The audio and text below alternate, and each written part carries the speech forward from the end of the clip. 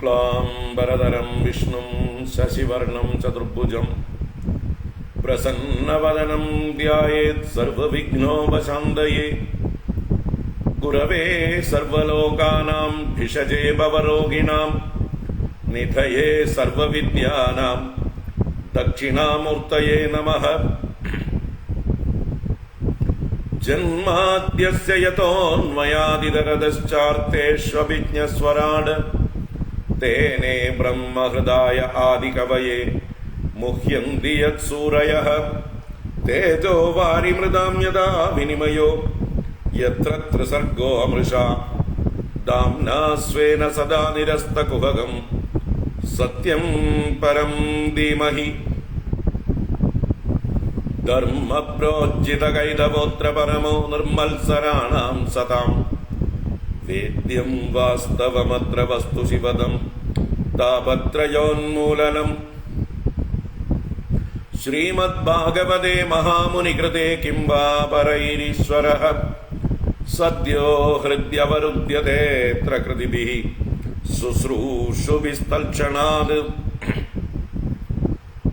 निगमकल्पतरोर्गलितं बलं सुखमुखादमृतद्रवसंयुतं पिबत भागवतं रसमालयं मुहुरहो रसिका भुवि भावुकाः।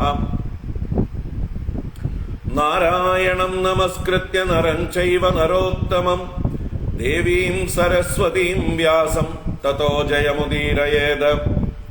यं प्रव्रजन्तमनुपेदमपेदकृत्यं द्वैपायनो विरहकादर आजुहाव पुत्रेति तन्मयतयातरवोऽभिनेदुः तं सर्वभूतहृदयं मुनिमानतोऽस्मि। यस्वानुभावमखिलश्रुतिसारमेकम् अध्यात्मदीपमतितितीर्षदां तमोन्दं संसारिणां करुणयाः पुराणगुह्यं तं व्याससूनुमुपयामि गुरुं मुनीनाम्। मूकं करोति वाचालं पङ्गुं लङ्घयते गिरिं यत्कृपातमहं वन्दे परमानन्दमाधवम्। यं ब्रह्मा वरुणेन्द्ररुद्रमरुतः स्तुन्वन्ति दिव्यैस्तवैः वेदैः साङ्गपदक्रमोपनिषदैः गायन्ति यं सामगाः। ध्यानावस्थिततद्गतेन मनसा पश्यन्ति यं योगिनो यस्यान्दं न विदुः सुरासुरगणाः। देवाय तस्मै नमः। कोमलं कूजयन् वेणुं श्यामलोऽयं कुमारकः वेदवेद्यं परं ब्रह्म भासतां पुरतो मम। भूतैर्महद्भिर्ययिमा पुरो विभुः निर्माय शेते यदमुषु पूरुषः भुङ्क्ते गुणान् षोडशात्मकः सोऽलङ्कृषीष्ट भगवान् वचांसि मे। सच्चिदानन्दरूपाय विश्वोत्पत्त्यादिहेतवे तापत्रय विनाशाय श्रीकृष्णाय वयं नुमः। कृष्णाय वासुदेवाय हरये परमात्मने प्रणतक्लेशनाशाय गोविन्दाय नमो नमः। कृष्णाय वासुदेवाय देवकीनन्दनाय च नन्दगोपकुमाराय गोविन्दाय नमो नमः। नमः पङ्कजनाभाय नमः पङ्कजमालिने नमः पङ्कजनेत्राय नमस्ते पङ्कजाङ्ग्रये। पीताम्बरं करविराजितशङ्खचक्रकौमोदकी सरसिजं करुणासमुद्रं राधासहायमतिसुन्दरमन्दहासं वातालयेशमनिशं हृदि भावयामि। वातालयेशमनिशं हृदि भावयामि। ॐ नमो भगवते वासुदेवाय। ॐ नमो नारायणाय। ॐ श्री गुरुवायूरप्पा शरणं। नमः परमर्षिभ्यो नमः परमर्षिभ्यः।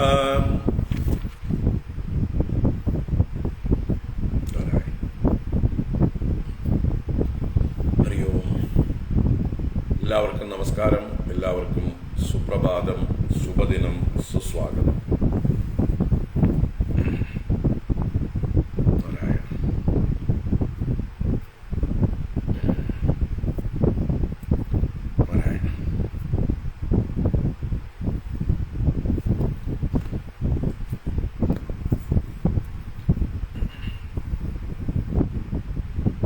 എല്ലാവർക്കും ഭാഗവത ജ്ഞാനഗംഗാ പ്രവാഹത്തിലേക്ക് സുസ്വാഗതം.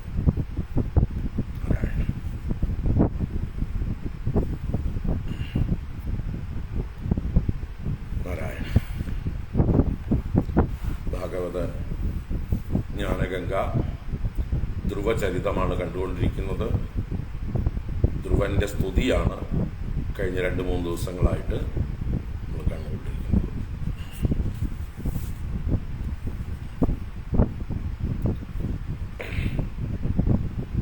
9-ാം അധ്യായം വായിക്കാം, എന്നിട്ട് കാണാം. ഓം നമോ ഭഗവതേ വാസുദേവായ. അഥ ശ്രീമദ്ഭാഗവതേ ചതുർത്ഥസ്കന്ധേ 9-മോऽധ്യായഃ. മൈത്രേയ ഉവാച.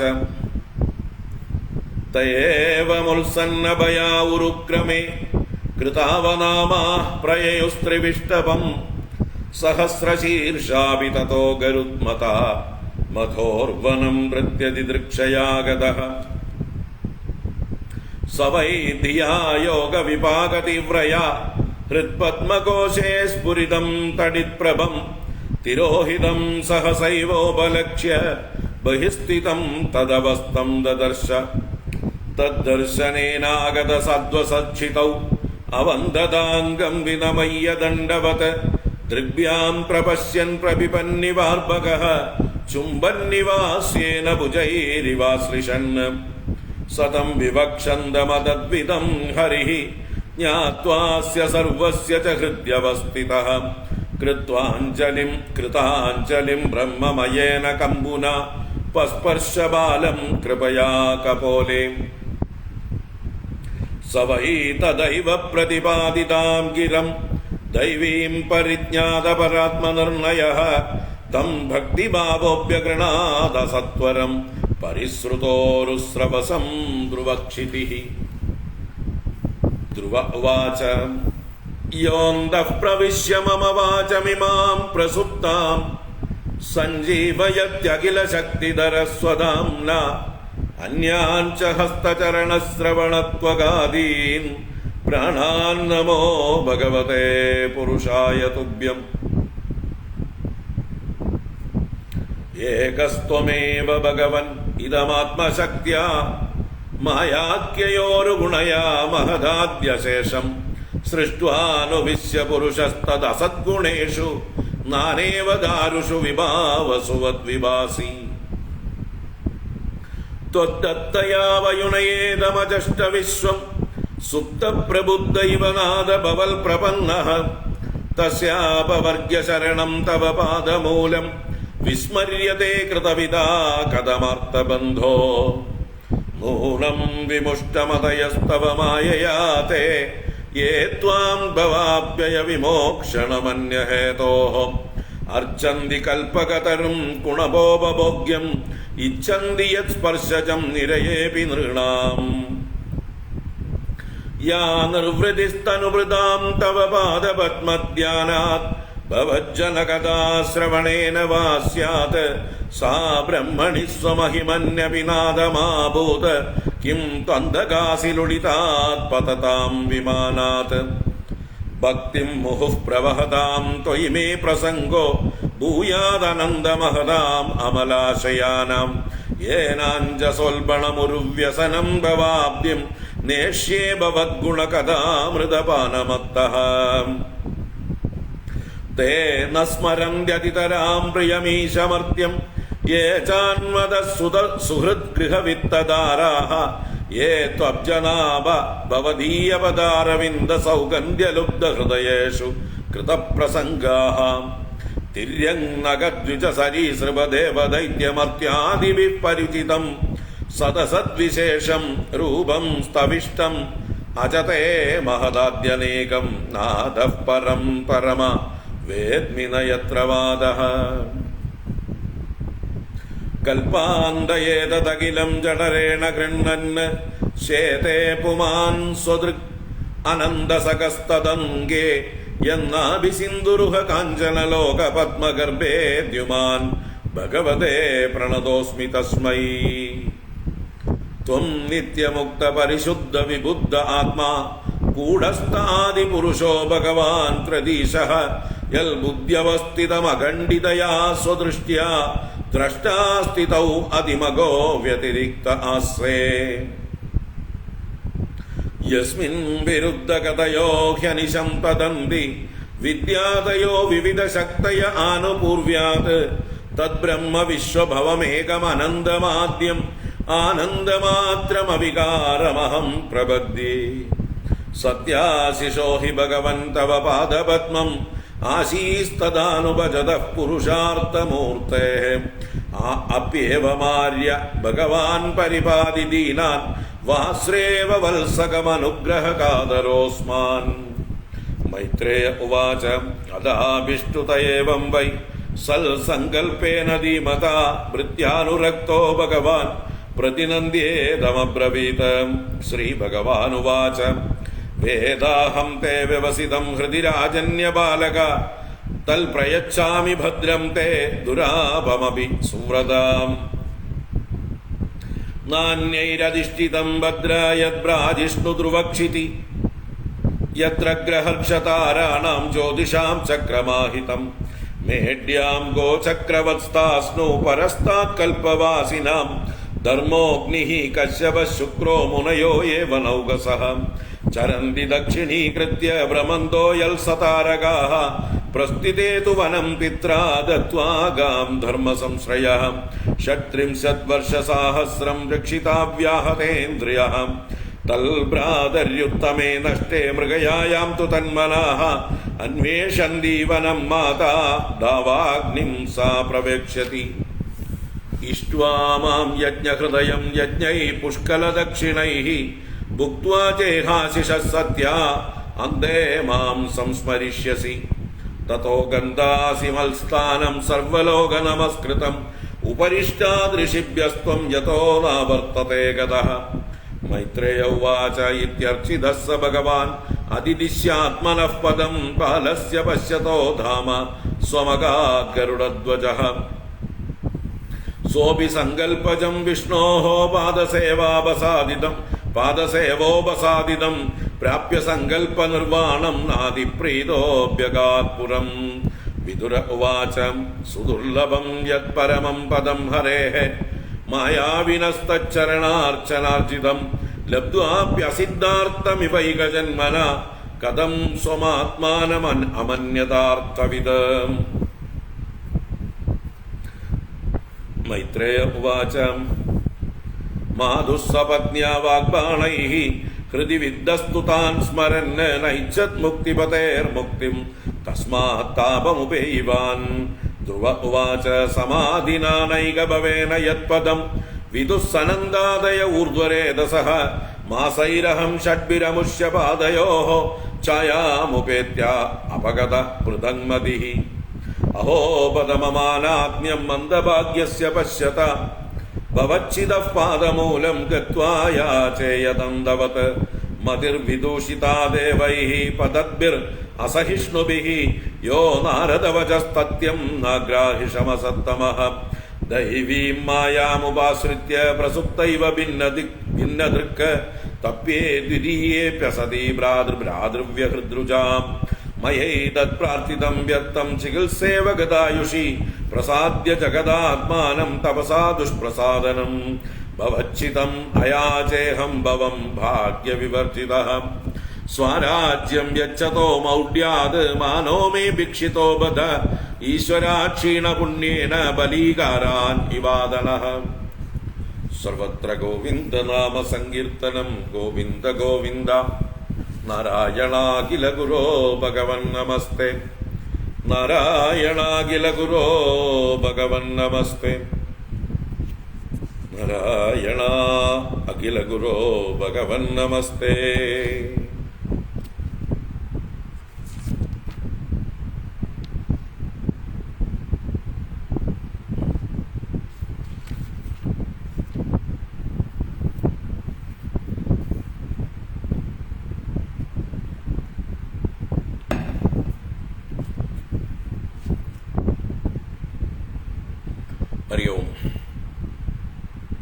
എല്ലാവർക്കും നമസ്കാരം, എല്ലാവർക്കും സുപ്രഭാതം, എല്ലാവർക്കും സുസ്വാഗതം.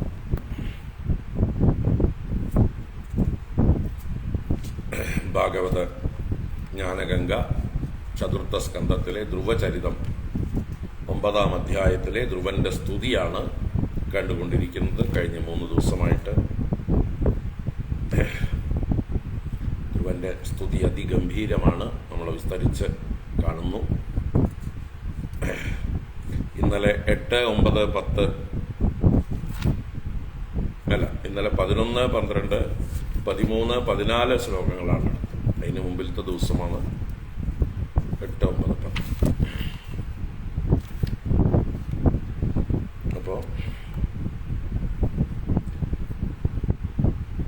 8-ാമത്തെ ശ്ലോകം കൊണ്ട് ബ്രഹ്മദേവനടക്കമുള്ള ആളുകളെല്ലാം ഭഗവാന്റെ അനുഗ്രഹം കൊണ്ടാണ് അവരവരുടേതായിട്ടുള്ള കർമ്മങ്ങൾ ചെയ്യുന്നത്. അങ്ങനെ ആ ഭഗവാന്റെ അനുഗ്രഹത്തെക്കുറിച്ച് സ്മരിക്കുന്നവർ അല്ലെങ്കിൽ അറിയുന്നവർ അങ്ങയുടെ പാദമൂലത്തെ എങ്ങനെ വിസ്മരിക്കാനാണ് എന്ന് 8-ാം ശ്ലോകത്തിലും 9-ാം ശ്ലോകത്തിൽ തൻ്റെ സകാമഭജനത്തെ ഒന്ന് നിന്ദിച്ചുകൊണ്ട് തന്നെയാണ് ഭഗവാൻ മോക്ഷം വരെ നൽകാൻ തയ്യാറുള്ളപ്പോൾ മൂഢന്മാരായിട്ടുള്ളവർ, മായ കൊണ്ട് മോഹിതരായിട്ടുള്ളവർ നിസ്സാര കാര്യങ്ങൾക്ക് വേണ്ടി ഭഗവാനെ ഭജിക്കുന്നു. നരകയോനികളിൽ പോലും സുലഭമായി കിട്ടുന്ന ഭോഗങ്ങൾക്ക് വേണ്ടി ഭഗവാനെ കഷ്ടപ്പെട്ട് ഭജിക്കുന്നു എന്ന് പറഞ്ഞു. 10-ാമത്തെ ശ്ലോകത്തിൽ ഭക്തി കൊണ്ടുള്ളതായിട്ടുള്ള ആനന്ദം, ഭഗവാനെ ധ്യാനിക്കുകയും ഭഗവാന്റെ കഥാശ്രവണാദികൾ ചെയ്യുമ്പോഴും ഏതൊരു നിർവൃതി ആനന്ദമുണ്ടാകുന്നുവോ അത് ബ്രഹ്മനിഷ്ഠന്മാർക്ക് പോലും ലഭിക്കുന്നില്ല, പിന്നെയാണോ മനുഷ്യന്മാർക്കും ദേവന്മാർക്കും എന്ന് 10-ാം ശ്ലോകം കൊണ്ട് ചോദിച്ചു. 11-ാം ശ്ലോകത്തിൽ ആ ഭക്തി തനിക്ക് തന്ന് അനുഗ്രഹിക്കാനായിക്കൊണ്ട് പ്രാർത്ഥിച്ചു. ആ ഭക്തി ഉണ്ടാവാനായിക്കൊണ്ട് എന്താ വഴി? സജ്ജനങ്ങളുമായിട്ടുള്ള സംഘം. അതാണ് ത്വയി മുഹു ഭക്തി പ്രവഹതാം അമലാശയാനാം മഹതാം പ്രസംഗഃ മേ ഭൂയാത്. അങ്ങയിൽ നിരന്തരം ഭക്തി പ്രവഹിച്ചുകൊണ്ടിരിക്കുന്നതായിട്ടുള്ള മഹദാശയന്മാരായ വിശാല ഹൃദയന്മാരായ മഹാത്മാക്കളുമായിട്ട് എനിക്ക് പ്രസംഗം അഥവാ പ്രകർഷേണ സംഘമുണ്ടാകട്ടെ, സംസർഗമുണ്ടാകട്ടെ. ഏന ഭവൽ ഗുണകഥാമൃത പാനമത്തഃ. ഏതൊരു സത്സംഗം കൊണ്ട് അങ്ങയുടെ ഗുണകഥകളെ അവർ പറയുമ്പോൾ അത് കേട്ട് ആ അമൃതം പാനം ചെയ്ത് മത്തനായിട്ട് ഗുരുവ്യസനം ഉൽബണം ഭവാബ്ദി മഞ്ജസാനേഷ്യേ.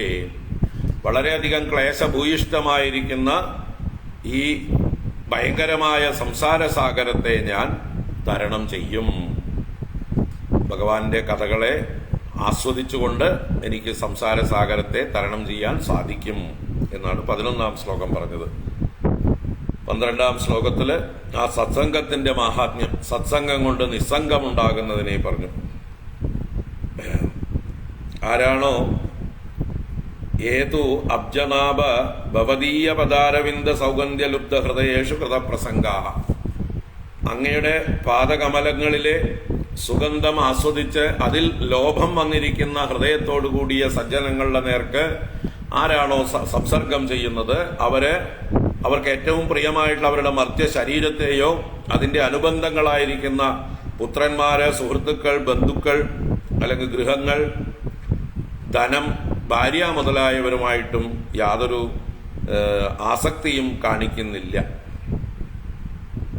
തേന സ്മരന്തി. ഇവരെയൊക്കെ വിസ്മരിച്ചു പോകുന്നു, ഭഗവാനെ മാത്രം സ്മരിക്കുന്നു എന്ന് 12-ാം ശ്ലോകത്തിൽ സത്സംഗത്തിന്റെ ലാഭം നിസ്സംഗത്വമാണ് എന്ന് പറഞ്ഞു. സ്വാതന്ത്ര്യമാണ്, ഭഗവാനോടുള്ളതായിട്ടുള്ള പ്രേമമാണ്. 13-ാം ശ്ലോകത്തിൽ നിസ്സംഗത്വേ നിർമോഹത്വം എന്ന് പറയുകയാണ്. ആ സത്സംഗം കൊണ്ട് നിസ്സംഗമുണ്ടായാൽ ലോകവിഷയങ്ങളിലുള്ള ഭ്രമമെല്ലാം പോകും. ഈ കാണുന്ന സ്ഥൂല പ്രപഞ്ചം ഭഗവാന്റെ തന്നെ വിഭൂതിയാണെന്ന് കാണാറാവും. ഇത് മാത്രമേ നമുക്ക് കാണാൻ കഴിവുള്ളൂ. ഇതിനപ്പുറത്തുള്ളതായിട്ടുള്ള പരബ്രഹ്മസ്വരൂപത്തെ കാണാൻ കഴിയുകയും ഇല്ല. അതാണ് 13-ാം ശ്ലോകത്തിൽ പറഞ്ഞത്. തിര്യക്കുകളായും വൃക്ഷാദികളായും പക്ഷികളായും സർപ്പങ്ങളും മറ്റുമായും ദേവന്മാരും ദൈത്യന്മാരും മനുഷ്യരുമൊക്കെയായിട്ട് അങ്ങയുടെ സ്വരൂപം വ്യാപിച്ചിരിക്കുന്നു. അത് സത്തും അസത്തും എന്ന് വിശേഷിപ്പിക്കപ്പെടുന്നതാണ് അങ്ങയുടെ ആ രൂപം. അത് സ്തവിഷ്ടം, അത്യന്തം സ്ഥൂലമായിരിക്കുന്നതാണ് അങ്ങയുടെ ഈ ഒരു രൂപം.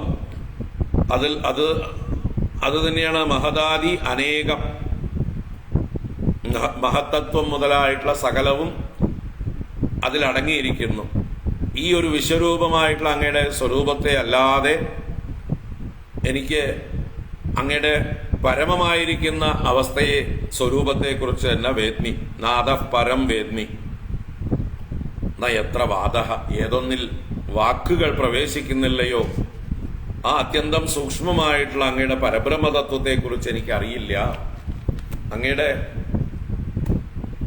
ഈ കാണുന്ന പ്രപഞ്ച ശരീരത്തെ എനിക്ക് അറിയാം, അത് മാത്രമേ എനിക്ക് അറിയുന്നുള്ളൂ എന്ന് പറഞ്ഞ് അപ്പൊ ഭഗവാനെ പ്രപഞ്ചത്തിലൂടെ കാണുകയാണ് ഇവിടെ വിവേകിയായിട്ടുള്ള ധ്രുവൻ. അത് ഭഗവാന്റെ അനുഗ്രഹം കൊണ്ടാണ് അങ്ങനെ കാണാൻ സാധിച്ചത്. ആ ഭഗവാന്റെ അനുഗ്രഹം ഇല്ലെങ്കിൽ നാനാത്വം സത്യമെന്നുള്ള ബോധം മാറിപ്പോവില്ല. നാനാത്വം തന്നെ സത്യമെന്ന് വീണ്ടും വീണ്ടും തോന്നിക്കൊണ്ടിരിക്കും. ഭഗവാന്റെ അനുഗ്രഹം കൊണ്ടാണ് അത് സാധിച്ചത്. പിന്നീട് 14-ാം ശ്ലോകത്തിൽ ഭഗവാന് നമസ്കാരം പറഞ്ഞു. പ്രണതോസ്മി ഭഗവതേ തസ്മൈ. ഭഗവാനായ അങ്ങയ്ക്കായിക്കൊണ്ട് നമസ്കാരം. അങ്ങ് തന്നെയാണ് പ്രളയകാലത്ത് എല്ലാ ജഗത്തിനെയും അങ്ങയുടെ ഉദരത്തിലേക്ക്, ജഠരത്തിലേക്ക് ഗ്രഹിച്ച് അങ്ങ് അനന്തസകനായി സ്വയം സാക്ഷിയായി ശയിക്കുന്നു. ആ അങ്ങയുടെ നാഭി കമലത്തിൽ നിന്ന് തന്നെയാണ് ലോകരൂപമായ കമലത്തിൽ നിന്ന് തന്നെയാണ് അദ്യുമാനായ ബ്രഹ്മദേവനും ഉണ്ടായി വന്നത്. അപ്പൊ സൃഷ്ടിസ്ഥിതി സംഹാരകാരകനായ അങ്ങയെ ഞാനിതാ നമസ്കരിക്കുന്നു. പ്രണതോസ്മി തസ്മൈ എന്ന് പറഞ്ഞുകൊണ്ട് 14-ാം ശ്ലോകത്തിൽ ഭഗവാനെ നമസ്കരിച്ചു. 14-ാമത്തെ ശ്ലോകത്തില് ഭഗവാൻ പ്രളയകാലത്ത് അനന്തനാകുന്ന മെത്തയിൽ ശയിക്കുന്നു എന്ന് പറഞ്ഞപ്പോൾ, സാധാരണ മനുഷ്യരെ പോലെ ഭഗവാന് ഉറക്കമുണ്ട്, ഭഗവാന് ജാഗ്രത്, സ്വപ്നം, സുഷുപ്തി മുതലായ അവസ്ഥാഭേദങ്ങളുണ്ട്, നമ്മളെ പോലെ തന്നെ ഒരാളാണ് ഭഗവാനും എന്ന് ചിലർ കരുതാം. ആ തെറ്റിദ്ധാരണയെ ഇല്ലാതാക്കാനാണ് നമ്മളും ഈശ്വരനും തമ്മിലുള്ളതായിട്ടുള്ള വ്യത്യാസത്തെ, ജീവനും ഈശ്വരനും തമ്മിലുള്ളതായിട്ടുള്ള വ്യത്യാസത്തെ എടുത്തു കാണിക്കുന്നതാണ് 15-ാം ശ്ലോകം. ഈശ്വരൻ്റെതായിട്ടുള്ള ഒരു വിഭൂതികൾ വേറെ, ജീവന്മാരായിട്ടുള്ള നമ്മുടെ ശക്തിയും കഴിവുകളും ഒക്കെ പരിമിതമായതാണ്. അതുകൊണ്ട് ഇപ്പോ ജീവനും ഈശ്വരനും തമ്മിൽ ഭേദം കാണുന്നുണ്ട്. അതുകൊണ്ട് തന്നെ എന്ത് ചെയ്യണം? ജീവന്മാർ ഈശ്വരനെ ഭജിച്ച് ഈശ്വരന്റെ അനുഗ്രഹം കൊണ്ട് ആ ജീവത്വം വെടിഞ്ഞ് ഈശ്വരനിലേക്ക് ചേരണം.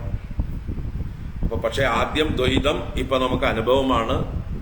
ഈ ദ്വൈതമുള്ളപ്പോൾ, എന്റെ പരിമിതികൾ ഉള്ളപ്പോൾ ഞാൻ ജീവനാണ്, ആ സർവജ്ഞനും സർവശക്തനും സർവവ്യാപിയും ഒക്കെ ആയിരിക്കുന്ന ഈശ്വരനെ ഞാൻ ആരാധിക്കുന്നു. അങ്ങനെ ആരാധിച്ച് ഭഗവാന്റെ അനുഗ്രഹം കൊണ്ട് ഭഗവാനുമായി ഐക്യം പ്രാപിക്കാൻ സാധിക്കും. അപ്പൊ ഇപ്പോഴത്തെ അവസ്ഥയിൽ ഭഗവാനെ ആരാധിക്കുകയാണ്. ത്വം നിത്യമുക്ത പരിശുദ്ധ വിബുദ്ധ ആത്മാ കൂടസ്ഥ ആദിപുരുഷോ ഭഗവാൻ ത്രദീശഃ യൽ ബുദ്ധ്യവസ്ഥിതിമഖണ്ഡിതയാ സ്വദൃഷ്ട്യാ ദ്രഷ്ടാസ്ഥിതൗ അതിമഗോ വ്യതിരിക്ത ആസ്സേ. ത്വം നിത്യമുക്ത പരിശുദ്ധ വിബുദ്ധ ആത്മാ കൂടസ്ഥ ആദിപുരുഷോ ഭഗവാൻ ത്രദീശഃ യൽ ബുദ്ധ്യവസ്ഥിതിമഖണ്ഡിതയാ സ്വദൃഷ്ട്യാ ദ്രഷ്ടാസ്ഥിതൗ അതിമഗോ വ്യതിരിക്ത ആസ്സേ.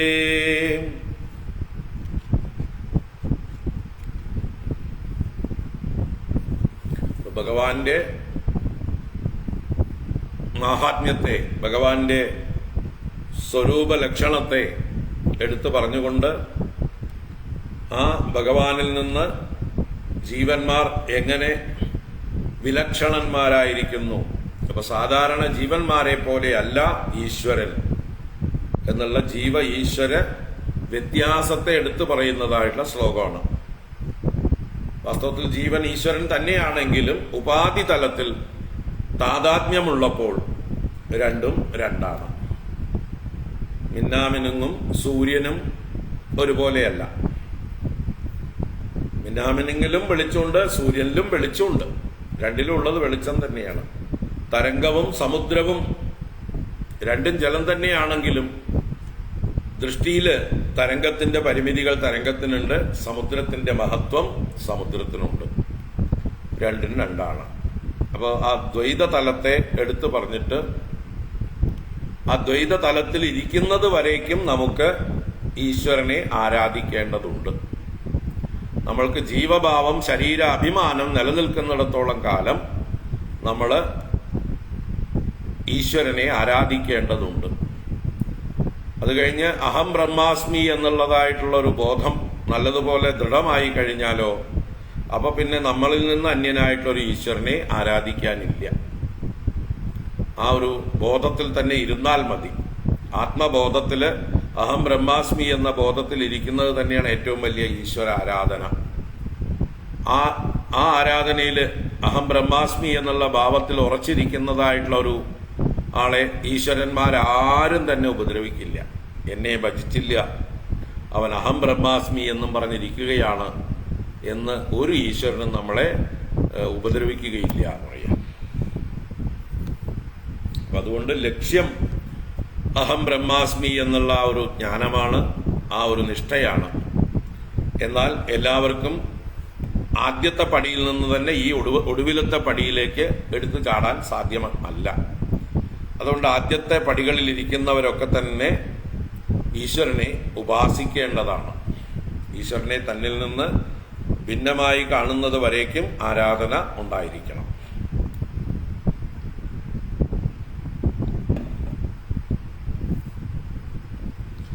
ത്വം നിത്യമുക്തഃ ത്വം നിത്യമുക്ത പരിശുദ്ധ വിബുദ്ധ ആത്മാ കൂടസ്ഥ ആദിപുരുഷോ ഭഗവാൻ ത്രദീശഃ യൽ ബുദ്ധ്യവസ്ഥിതിം അഖണ്ഡിതയാ സ്വദൃഷ്ട്യാ ദ്രഷ്ടാസ്ഥിതൗ അതിമഗോ വ്യതിരിക്ത ആസേ.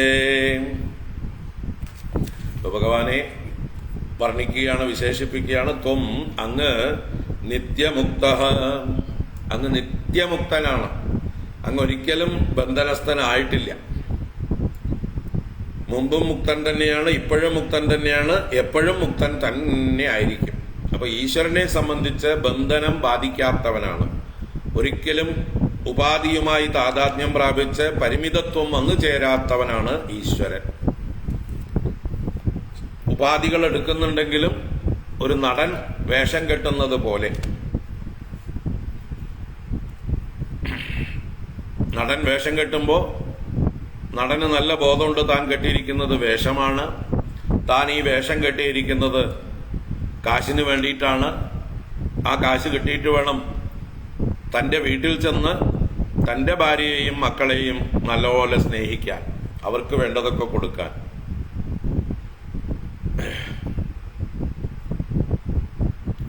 അപ്പൊ അതുപോലെ ഒരു നടനെ പോലെയുള്ള ഭാവമാണ് ഭഗവാന് അവതാരമൂർത്തികൾക്കൊക്കെ. സാധാരണ ജീവന്മാര് പക്ഷെ ആ ഒരു ഭാവമല്ല. അവർ വേഷവുമായിട്ട് വല്ലാതെ ഇഴുകിച്ചേർന്നിരിക്കുകയാണ്. വേഷത്തിന്റെ പ്രശ്നങ്ങളൊക്കെ തങ്ങളുടെ പ്രശ്നങ്ങളാണ്. വേഷത്തിന് എന്തൊക്കെ പരിമിതികളുണ്ടോ, എന്തൊക്കെ ദുഃഖങ്ങളുണ്ടോ, അതൊക്കെ തങ്ങളുടെ ദുഃഖങ്ങളായി ഏറ്റെടുക്കുകയാണ് എപ്പോഴും, 24 മണിക്കൂറും. അല്പം പോലും അതിൽ നിന്ന് വേറിട്ട് താനിതല്ല എന്ന് ചിന്തിക്കാൻ കഴിയാത്തവരാണ് ജീവന്മാര്. അപ്പൊ ആ ജീവനും ഈശ്വരനും തമ്മിലുള്ള വ്യത്യാസത്തെ ഇവിടെ കാണിച്ചു തരികയാണ്. ത്വം നിത്യമുക്തഃ, ഭഗവാൻ നിത്യമുക്തനാണ്. ജീവനോ, ജീവൻ അവിദ്യ കൊണ്ട് ബന്ധനസ്ഥനാണ്, സ്വയം പരിമിതനായിട്ടുള്ളവനാണ്, ബന്ധമുള്ളവനാണ്, മുക്തനാവാത്തവനാണ്. ഇനി ഭഗവാന്റെ അനുഗ്രഹം കൊണ്ടുവേണം മുക്തനാവാൻ എന്ന് കരുതുന്നവനാണ് ഒരു ജീവൻ. അപ്പൊ ജീവൻ ഇപ്പൊ മുക്തനായിട്ടില്ല, ഇപ്പൊ ബദ്ധനാണെന്ന് കരുതുന്നു. ഈശ്വര അനുഗ്രഹം കൊണ്ട് വേണം താൻ മുക്തനാവാൻ എന്ന് കരുതുന്നു. അതുകൊണ്ട് അവൻ ഈശ്വരനെ ഭജിക്കുന്നു. നിത്യമുക്തനായ ഈശ്വരനെ ഭജിച്ചാൽ മാത്രമേ ബദ്ധനസ്ഥനായിട്ടുള്ള ജീവന് മുക്തനാവാൻ പറ്റുള്ളൂ. ഉറങ്ങിക്കിടക്കുന്ന ഒരാൾക്ക് സ്വപ്നത്തിൽ ഭയമുണ്ടാകുമ്പോൾ ഉണർന്നിരിക്കുന്ന ഒരാളുടെ സഹായമുണ്ടെങ്കിൽ വേഗം ഉണർന്ന് തൻ്റെ സ്വപ്നത്തെ ജയിക്കാം, സ്വപ്നത്തെ അതിക്രമിക്കാം. ഉണർന്നിരിക്കുന്ന ഒരാളുടെ സഹായം വളരെ ഉപകാരപ്രദമാണ്. സ്വപ്നത്തിൽ അപശബ്ദങ്ങൾ ഉണ്ടാക്കിക്കൊണ്ട്, ഭയപ്പെട്ടുകൊണ്ട്, നിലവിളിച്ചുകൊണ്ട്, കരഞ്ഞുകൊണ്ട്, കയ്യും കാലോട്ട് പിടച്ചുകൊണ്ട് ആ സ്വപ്നം കണ്ടുകൊണ്ടിരിക്കുമ്പോൾ അടുത്ത് ഉണർന്നു കിടക്കുന്ന ഒരാളുണ്ടെങ്കിൽ നമ്മളെ തട്ടി ഉണർത്തി നമ്മുടെ സ്വപ്ന ഭയം നമുക്ക് നീക്കിത്തരുന്നു. അതുപോലെയാണ് ഈശ്വരൻ. സ്വപ്നം കാണുന്നില്ല, ഉണർന്നിരിക്കുകയാണ്. ആ ഈശ്വരനെ ആശ്രയിച്ചാൽ ഇപ്പൊ സ്വപ്നം കണ്ടുകൊണ്ടിരിക്കുന്ന ജീവന്മാരായ നമുക്ക് ഈ സ്വപ്നത്തിൽ നിന്ന്, ഈ ദീർഘമായ സ്വപ്നത്തിൽ നിന്ന് ഉണർന്ന് ഭയമില്ലാതെയാക്കാം. ഇപ്പോ ഭഗവാൻ നിത്യമുക്ത, ഭഗവാൻ പരിശുദ്ധ. പരിശുദ്ധ അത്യന്തം നിർമ്മലനാണ്. ഭഗവാനിൽ യാതൊരു അഴുക്കുമില്ല. കാരണം രണ്ടാമതൊരു വസ്തു ഭഗവാനിൽ നിന്ന് അന്യമായിട്ടില്ല ഭഗവാനെ മലിനമാക്കാൻ. അപ്പോ ഈശ്വരൻ നിത്യശുദ്ധൻ, ജീവനാകട്ടെ മലിനനാണ്. ജീവന്റെ ഉള്ളില് കാമക്രോധ ലോപമോഹ മത മാത്സര്യാദികളൊക്കെ വന്നു ചേർന്നിരിക്കുന്നു. കാരണം അജ്ഞാനം കൊണ്ട്, അജ്ഞാന മാലിന്യം അത് തന്നെയാണ് രാഗദ്വേഷാദി മാലിന്യങ്ങളായി പരിണമിക്കുന്നത്.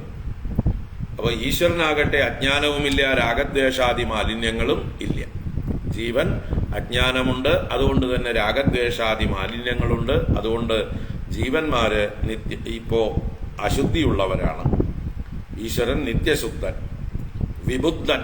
വിബുദ്ധൻ എന്ന് പറഞ്ഞാൽ വിശേഷേണ ബുദ്ധൻ, നല്ലതുപോലെ ഉണർന്നിരിക്കുന്നവനാണ് ഈശ്വരൻ. നമ്മളൊക്കെ ഉറങ്ങിക്കൊണ്ടിരിക്കുന്നവരാണ്. ജീവന്മാർ ഉറക്കം തൂങ്ങുന്നു, അവർക്ക് ബോധമില്ല. ഈശ്വരന് നല്ല ബോധമുണ്ട്, വിബുദ്ധനാണ്. ആത്മാ എന്ന് പറഞ്ഞാൽ എല്ലായിടത്തും വ്യാപിച്ചിരിക്കുന്നവൻ. ആപ്നോതി ആത്മാ, എല്ലായിടത്തും വ്യാപിച്ചിരിക്കുന്നവനാണ് ആത്മാ. അപ്പൊ ഈശ്വരൻ സർവവ്യാപിയാണ്. ജീവനാകട്ടെ ഈ ശരീരത്തിൽ മാത്രം പരിമിതിപ്പെട്ട് ചിന്തിക്കുന്നവനാണ്. ഞാൻ ഇതാണെന്ന് മാത്രം ചിന്തിക്കുന്നവനാണ് ജീവൻ. ഈശ്വരൻ സർവവ്യാപിയാണ്. കൂടസ്ഥൻ എന്ന് പറഞ്ഞാൽ കൂടം പോലെ സ്ഥിതി ചെയ്യുന്നവൻ. കൊല്ലന്റെ ആലയിലെ ആ ആൻവിൽ എന്ന് പറയുന്ന ബേസ്, അതിനെയാണ് കൂടം എന്ന് പറയുന്നത്. അതിന്റെ മുകളിലാണ് ചൂടാക്കിയ ഇരുമ്പിനെ വെച്ച് അടിച്ച് പരത്തി പല ആകൃതിയിലാക്കി ആയുധങ്ങളൊക്കെ ഉണ്ടാക്കുന്നത്.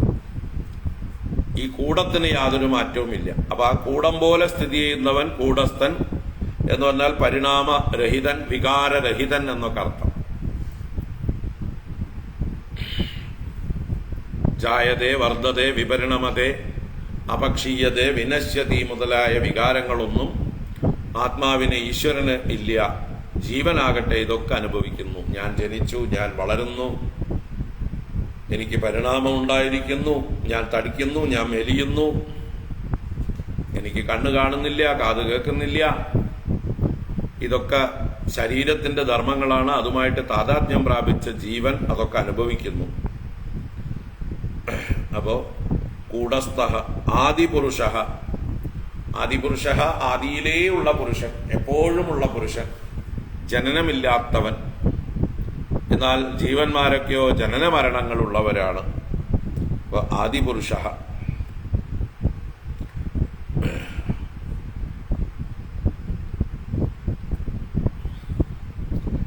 ആദിപുരുഷ ഭഗവാൻ. ഭഗവാൻ എന്ന് പറയുമ്പോൾ ഭഗങ്ങളാകുന്ന ഐശ്വര്യാദി 6 ഗുണങ്ങൾ തികഞ്ഞിരിക്കുന്നവൻ. നമ്മളോ അത് കുറഞ്ഞിരിക്കുന്നവർ. നമുക്ക് അല്പാൽപമേ ഉള്ളൂ ഈ ഭഗങ്ങളൊക്കെ. ത്രയദീശ. ത്രയദീശ എന്ന് പറഞ്ഞാല് 3 ലോകങ്ങൾക്കും ഈശ്വരനായിരിക്കുന്നവൻ, അല്ലെങ്കിൽ മൂന്നിന് അധീശൻ എന്ന് പറയുമ്പോൾ സത്വം, രജസ്, തമസ് എന്നുള്ള 3 ഗുണങ്ങൾക്കും അധീശൻ, 3 ശരീരങ്ങൾക്കും അധീശൻ, സ്ഥൂല സൂക്ഷ്മ കാരണ ശരീരങ്ങൾക്കും അധീശൻ.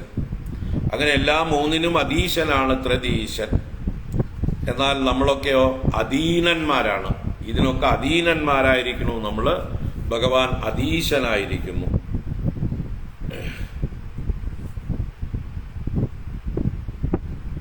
പിന്നെ അഖണ്ഡിതയാ സ്വദൃഷ്ട്യ ബുദ്ധ്യവസ്ഥിതിം ദ്രഷ്ട.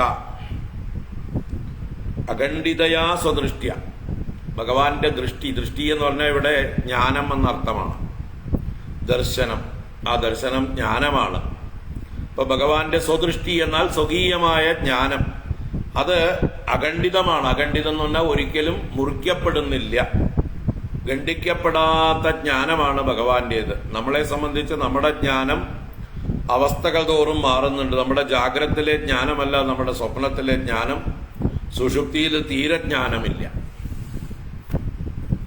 നമ്മുടെ ജ്ഞാനത്തിന് വ്യത്യാസമുണ്ട്, ഭഗവാന്റെ ജ്ഞാനത്തിന് യാതൊരു മാറ്റവും ഇല്ല. അങ്ങനെ സ്വദൃഷ്ട്യ അഖണ്ഡിതയാ സ്വദൃഷ്ട്യ ബുദ്ധ്യവസ്ഥിതിം ദ്രഷ്ട.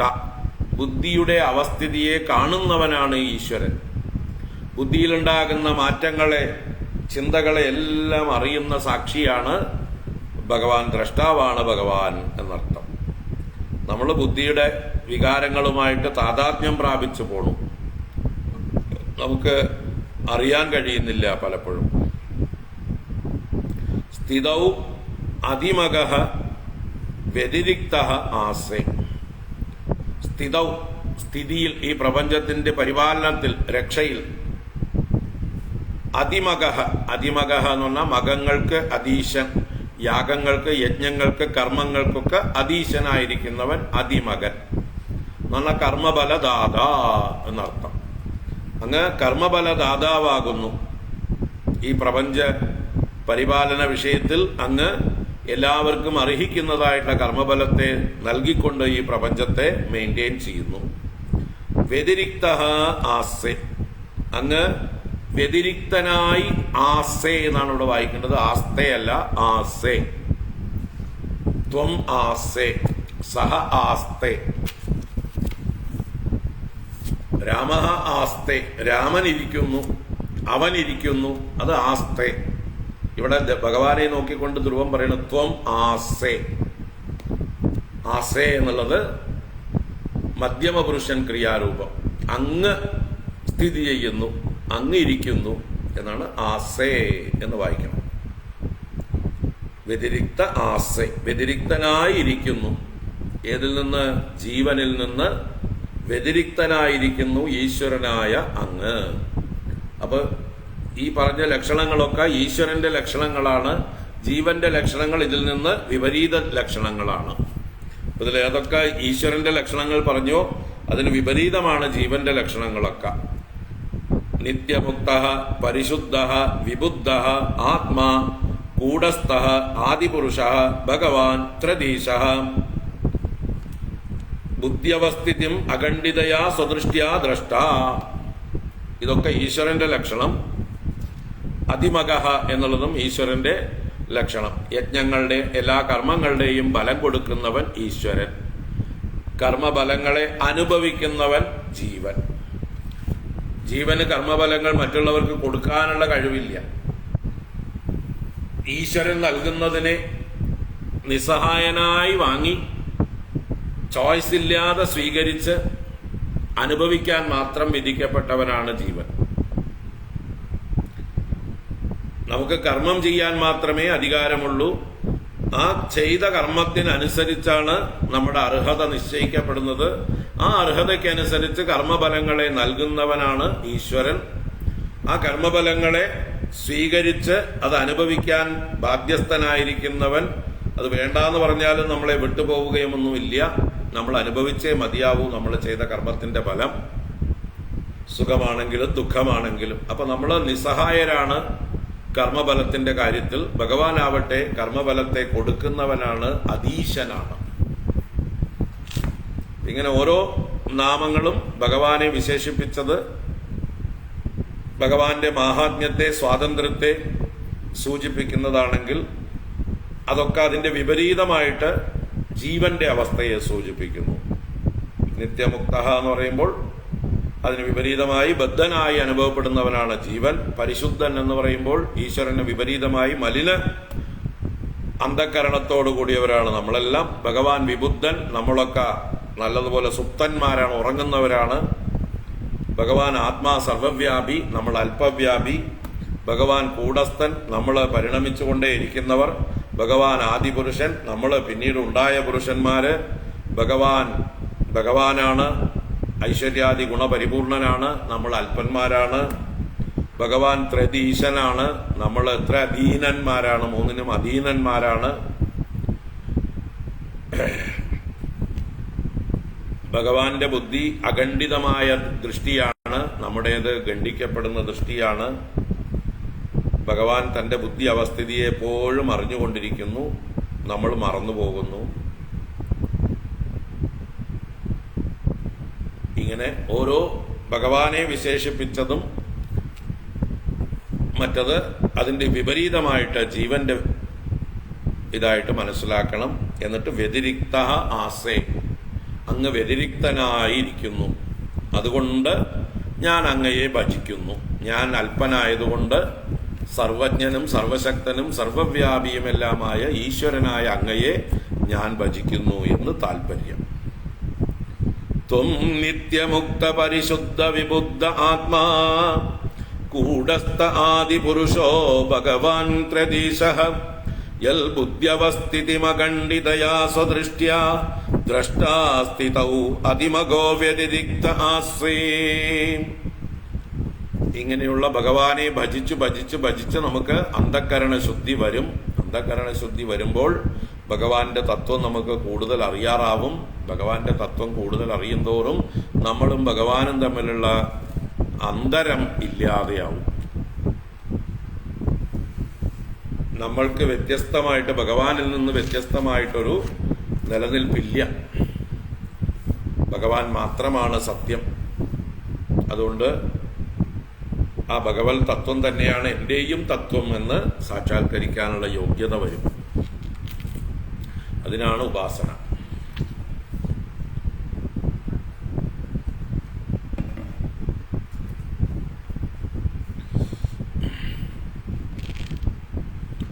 അടുത്ത ശ്ലോകം. സകല ദ്വന്ദ്വങ്ങൾക്കും സകല നാനാത്വങ്ങൾക്കും ആശ്രയഭൂതനാണ് അങ്ങ്. എല്ലാറ്റിൻ്റെയും ആധാരഭൂതനാണ് അങ്ങ്. ആ അങ്ങയെ ഞാനിതാ ശരണം പ്രാപിക്കുന്നു. സത്യം പരം ധീമഹി. അതാണ് അടുത്ത ശ്ലോകം. യസ്മിൻ വിരുദ്ധഗതയോ ഹ്യനിശം പതന്തി വിദ്യാദയോ വിവിധ ശക്തയ ആനുപൂർവ്യാത് തൽ ബ്രഹ്മ വിശ്വഭവം ഏകം അനന്തമാദ്യം ആനന്ദമാത്രം അവികാരം അഹം പ്രപദ്യേ. യസ്മിൻ വിരുദ്ധഗതയോ ഹ്യനിശം പതന്തി വിദ്യാദയോ വിവിധ ശക്തയ ആനുപൂർവ്യാത് തൽ ബ്രഹ്മ വിശ്വഭവമേകമനന്തമാദ്യം ആനന്ദമാത്രമവികാരമഹം പ്രപദ്യേ. യസ്മിൻ ഏതൊരുവനിൽ വിരുദ്ധഗതയ അനിശം പതന്തി, ഹി എന്നത് അതിനോട് ചേർത്ത്. വിരുദ്ധഗതയ വിരുദ്ധങ്ങളായ ഗതികൾ, പരസ്പര വിരുദ്ധങ്ങളായ ഭാവങ്ങൾ എന്നർത്ഥം.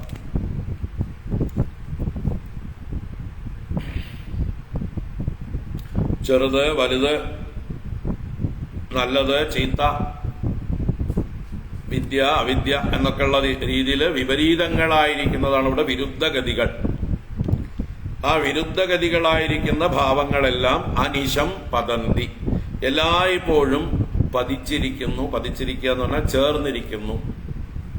അപ്പൊ യസ്മിൻ വിരുദ്ധഗതയ അനിശം പതന്തി, ഏതൊരുവനിൽ ഈ വിപരീത ഭാവങ്ങളെല്ലാം എപ്പോഴും ചേർന്നിരിക്കുന്നു. ആ ഭഗവാനെ വിട്ട് ഈ വിരുദ്ധ ഭാവങ്ങൾക്കൊന്നും സ്വതന്ത്രമായിട്ടുള്ള നിലനിൽപ്പ് ഇല്ല. ഭഗവാനിൽ നിന്ന് വേറിട്ട് ഈ ലോകത്തിലെ വൈരുദ്ധ്യങ്ങൾക്കൊന്നിനും തന്നെ നിൽക്കാൻ കഴിയില്ല. ഏത് വൈരുദ്ധ്യമായിക്കോട്ടെ ആ വൈരുദ്ധ്യങ്ങൾക്കൊക്കെ ആധാരം അടിസ്ഥാനമായിരിക്കുന്നത് ഭഗവാനാണ്. അതാണ് അവിടെ യസ്മിൻ എന്ന് പറഞ്ഞ യാതൊരുവനിൽ വിരുദ്ധകഥയ അനിശം പതന്തി. പരസ്പര വിരുദ്ധങ്ങളായ ഭാവങ്ങൾ എപ്പോഴും ചേർന്നിരിക്കുന്നുവോ ഹി എന്നത് പ്രസിദ്ധിയെ സൂചിപ്പിക്കുന്നു. വിദ്യാദയ വിവിധ ശക്തയ ആനുപൂർവ്യാത് യസ്മിൻ പതന്തി. വിദ്യാദയ വിദ്യ ആദയ വിദ്യ അവിദ്യ മുതലായ അനന്തശക്തയ വിവിധ ശക്തയ വിദ്യ മുതലായിട്ടുള്ള അനന്തശക്തികൾ ആനുപൂർവ്യാത് എന്ന് അനുപൂർവം മുമ്പേ പോണ്ടത് മുമ്പേ പിന്നീട് വേണ്ടത് പിന്നീട് ക്രമം എന്നർത്ഥം. ക്രമത്തില് യസ്മിൻ പതന്തി ഏതൊരുവനിൽ തന്നെ ഇരിക്കുന്നുവോ. അപ്പൊ വിദ്യ മുതലായ വിവിധ ശക്തികൾ ക്രമത്തിൽ ആരെ ആശ്രയിച്ചിരിക്കുന്നുവോ.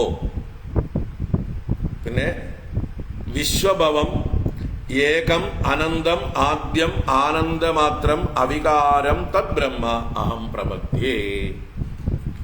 അഹം പ്രപദ്യേ ഞാൻ ശരണം പ്രാപിക്കുന്നു. തദ്ബ്രഹ്മ ആ ബ്രഹ്മത്തെ. ഏതാണ് ആ ബ്രഹ്മം? എന്താണ് ആ ബ്രഹ്മത്തിന്റെ ലക്ഷണങ്ങൾ പറഞ്ഞത്? വിശ്വഭവം, വിശ്വത്തിന്റെ ഭവം എന്ന് പറഞ്ഞാൽ ഉൽപ്പത്തി സ്ഥാനം. വിശ്വം എവിടെ നിന്ന് ഭവിക്കുന്നുവോ യതോവാ ഇമാനി ഭൂതാനി ജായന്തേ ജന്മാദ്യസ്യ യതഃ. അപ്പൊ വിശ്വഭവം, വിശ്വം ഭവിക്കുന്ന സ്ഥാനം, വിശ്വത്തിന്റെ ഉൽപ്പത്തി സ്ഥാനം, വിശ്വത്തിന്റെ കാരണം. വിശ്വഭവമായിരിക്കുന്നതും ഏകം, രണ്ടാമതൊന്നില്ലാത്തതും ഏകമായിരിക്കുന്നതും അനന്തം, അപരിച്ഛിന്നമായിരിക്കുന്നതും, ഇടതടവില്ലാതെ ആദിയും അന്തവുമില്ലാതെ എല്ലായിടത്തും അനന്തമായി നിറഞ്ഞിരിക്കുന്നതും അനന്തം. ആദ്യം, ആദ്യമേ ഉള്ളതും എല്ലാറ്റിനും ആദിയായുള്ളതും, ഉണ്ടായതല്ല എന്നുമുള്ളതായിരുന്നു. അതുകൊണ്ട് ആദ്യം. ആനന്ദമാത്രം, ആനന്ദസ്വരൂപമായിരിക്കുന്നതും അവികാരം, വികാരമില്ലാത്തതും മാറ്റങ്ങളില്ലാത്തതും പരിണാമഹീനമായിരിക്കുന്നതുമായിട്ടുള്ള തദ്ബ്രഹ്മ അഹം പ്രപദ്യേ ആ ബ്രഹ്മത്തെ ഞാൻ ശരണം പ്രാപിക്കുന്നു. അപ്പോ ഈ ദ്വന്ദ്വങ്ങളെല്ലാം ഏതൊന്നിൽ എപ്പോഴും ചേർന്നിരിക്കുന്നുവോ, വിദ്യ അവിദ്യ മുതലായ വിവിധ ശക്തികൾ ക്രമത്തിൽ എപ്പോഴും ഏതൊന്നിലിരിക്കുന്നുവോ, വിശ്വത്തിന് കാരണവും ഏകവും അനന്തവും ആദ്യവും ആനന്ദമാത്രവും അവികാരവുമായിരിക്കുന്ന ആ ബ്രഹ്മത്തെ ഞാൻ ശരണം പ്രാപിക്കുന്നു. സകല ദ്വന്ദ്വങ്ങൾക്കും ആശ്രയമായിരിക്കുന്ന നാനാത്വങ്ങളുടെ മുഴുവൻ അധിഷ്ഠാനമായിരിക്കുന്ന ഏകമായ സത്യത്തെ ഞാൻ ശരണം പ്രാപിക്കുന്നു. സത്യം പരം ധീമഹി, സത്യം പരം ധീമഹി. ഈ പരമസത്യത്തെ അറിഞ്ഞുകൊണ്ട് വേണം നമ്മൾ എപ്പോഴും കഴിയാൻ. ഈ പരമസത്യത്തെ വിസ്മരിക്കാതിരുന്നാൽ നമുക്ക് വ്യാമോഹങ്ങൾ ഉണ്ടാവുകയില്ല. നമുക്ക് രാഗദ്വേഷാദി ദോഷങ്ങൾ, അസൂയാദി ദോഷങ്ങളൊന്നും ബാധിക്കുകയില്ല. നമുക്ക് എപ്പോഴും ശാന്തരായി, സ്വസ്ഥരായി, സന്തുഷ്ടരായി കഴിയാം. അപ്പൊ എപ്പോഴും സന്തുഷ്ടരായി കഴിയാനുള്ള വഴിയാണ് സകല ദ്വന്ദ്വങ്ങൾക്കും ആശ്രയമായിരിക്കുന്ന ഏകമായ വസ്തുവിനെ, ആ പരബ്രഹ്മത്തെ എപ്പോഴും ഓർമ്മിച്ചുകൊണ്ടേയിരിക്കുക. ആശ്രയമായ അധിഷ്ഠാനമായ വസ്തുവിനെ എപ്പോഴും ഓർമ്മിച്ചുകൊണ്ടിരിക്കുക. എങ്കിൽ പരിഭ്രമമില്ല. ജീവിതം ശാന്തം, സ്വസ്ഥം. അതിനു വേണ്ടിയിട്ടാണ് ഇവിടെ ശരണം പ്രപദ്യേ എന്ന് പറയുന്നത്. അഹം പ്രപദ്യേ യസ്മിൻ വിരുദ്ധഗതയോ ഹ്യനിശം പതന്തി വിദ്യാദയോ വിവിധ ശക്തയ ആനുപൂർവ്യാത് തദ്ബ്രഹ്മ വിശ്വഭവമേകമനന്തമാദ്യം ആനന്ദമാത്രമവികാരമഹം പ്രപദ്യേ. ആ ബ്രഹ്മത്തെ ഞാൻ ശരണം പ്രാപിക്കുന്നു. ആ ബ്രഹ്മം വാസ്തവത്തില് എന്നിൽ നിന്ന് അന്യമല്ല. ഞാൻ ഈ ബ്രഹ്മത്തെ എൻ്റെ തന്നെ സ്വരൂപമായി അറിയുമ്പോഴാണ് നമുക്ക് ശാശ്വതമായിട്ടുള്ള ശാന്തിയും ആനന്ദവും ഉണ്ടാകുന്നത്. നമ്മളും ആ ബ്രഹ്മസ്വരൂപമായി തീരുന്നു. ബ്രഹ്മവിദ് ബ്രഹ്മൈവ ഭവതി. ബ്രഹ്മത്തെ അറിയുന്നവൻ ബ്രഹ്മമായി ഭവിക്കുന്നു. ആ ബ്രഹ്മത്തിന്റെ ലക്ഷണമാണ് വിശ്വഭവം, ഏകം, അനന്തം, ആദ്യം, ആനന്ദമാത്രം, അവികാരം എന്നൊക്കെ എണ്ണി എണ്ണി പറഞ്ഞത്. ഇങ്ങനെ തന്റെ മുമ്പിൽ നിൽക്കുന്ന ഭഗവാനെ സാക്ഷാൽ പ്രപഞ്ചത്തിന്റെ പരമകാരണമായ എല്ലാ നാനാത്വങ്ങൾക്കും അധിഷ്ഠാനമായ ഏകമായ ആ പരബ്രഹ്മമായി സ്തുതിച്ചു. ഇനി അടുത്ത ശ്ലോകത്തിലും ഭഗവാന്റെ കാരുണ്യത്തെ കുറിച്ച് പറഞ്ഞ് തന്റെ ആവശ്യം, ആഗ്രഹം പറയാതെ പറയുന്നു. നേരിട്ടൊന്നും പറയുന്നില്ല, തനിക്ക് ഇന്നത് വേണമെന്നൊന്നും പറയുന്നില്ല. പക്ഷെ എല്ലാം അങ്ങ് അറിയുന്നുവല്ലോ. ഒരു പശുക്കുട്ടിയെ അതിന്റെ തള്ളപ്പശു എങ്ങനെ രക്ഷിക്കുന്നുവോ അതുപോലെ അങ്ങ് ഈ ഞങ്ങളെ, അങ്ങയുടെ ഭക്തന്മാരെ, ജീവന്മാരെ ഭക്തവാത്സല്യത്തോടെ പരിപാലിക്കുന്നു എന്ന് പറഞ്ഞുകൊണ്ട് സ്തുതി സമർപ്പിക്കുകയാണ്. സത്യാശിഷോ ഹി ഭഗവൻ തവ പാദപദ്മം ആശീസ്തദാനുഭജത പുരുഷാർത്ഥമൂർത്തേ അപ്യേവമാര്യ ഭഗവാൻ പരിപാതി ദീനാൻ വാസ്രേവ വത്സകം അനുഗ്രഹകാതരോസ്മാൻ. സത്യാശിഷോ ഹി ഭഗവൻ തവ പാദപദ്മം ആശീസ്തദാനുഭജതഃ പുരുഷാർത്ഥമൂർത്തേഃ അപ്യേവമാര്യ ഭഗവാൻ പരിപാതി ദീനാൻ വാസ്രേവ വത്സകമനുഗ്രഹകാതരോസ്മാൻ. ഭഗവാനെ രണ്ടാമത്തെ വരിയിൽ സംബോധന ചെയ്യുന്നു. പുരുഷാർത്ഥമൂർത്തേ, പുരുഷാർത്ഥമൂർത്തേ, പുരുഷാർത്ഥ സ്വരൂപനായിരിക്കുന്നവനെ. ധർമ്മ, അർത്ഥ, കാമ, മോക്ഷങ്ങളാകുന്ന പുരുഷാർത്ഥങ്ങൾ ഭഗവാന്റെ തന്നെ മൂർത്തിയാകുന്നു, സ്വരൂപമാകുന്നു. അപ്പൊ പുരുഷാർത്ഥ സ്വരൂപനായിരിക്കുന്നവനെ, പുരുഷാർത്ഥങ്ങളെ ലോകത്തിന് നൽകുന്നവനെ എന്നൊക്കെ അർത്ഥം. സത്യാശിഷഃ തവ പാദപദ്മം തദാ അനുഭജതഃ ആശീഹി ഏവം അപി ആര്യ ഭഗവാൻ വാസ്രാ വത്സകമിവ ദീനാൻ അസ്മാൻ അനുഗ്രഹകാതരഃ പരിപാതി. സത്യാശിഷഃ തവ, ഭഗവാനെ വിശേഷിപ്പിച്ചതാണ് സത്യാശിസ് എന്ന്. സത്യാശിസ് എന്നത് പ്രഥമാ വിഭക്തി, അതിന്റെ ഷഷ്ടിയാണ് സത്യാശിഷഃ. തവ എന്ന് പറഞ്ഞപ്പോൾ ഷഷ്ടിയാണ്, തവയുടെ കൂടെ വിശേഷിപ്പിച്ചതാണ് സത്യാശിഷഃ തവ. എന്താണ് അതിന്റെ അർത്ഥം? സത്യാശിസ് എന്ന് പറഞ്ഞാലോ, ആരുടെ ആശിസ്സുകൾ സത്യമാകുന്നുവോ അവൻ സത്യാശിസ്.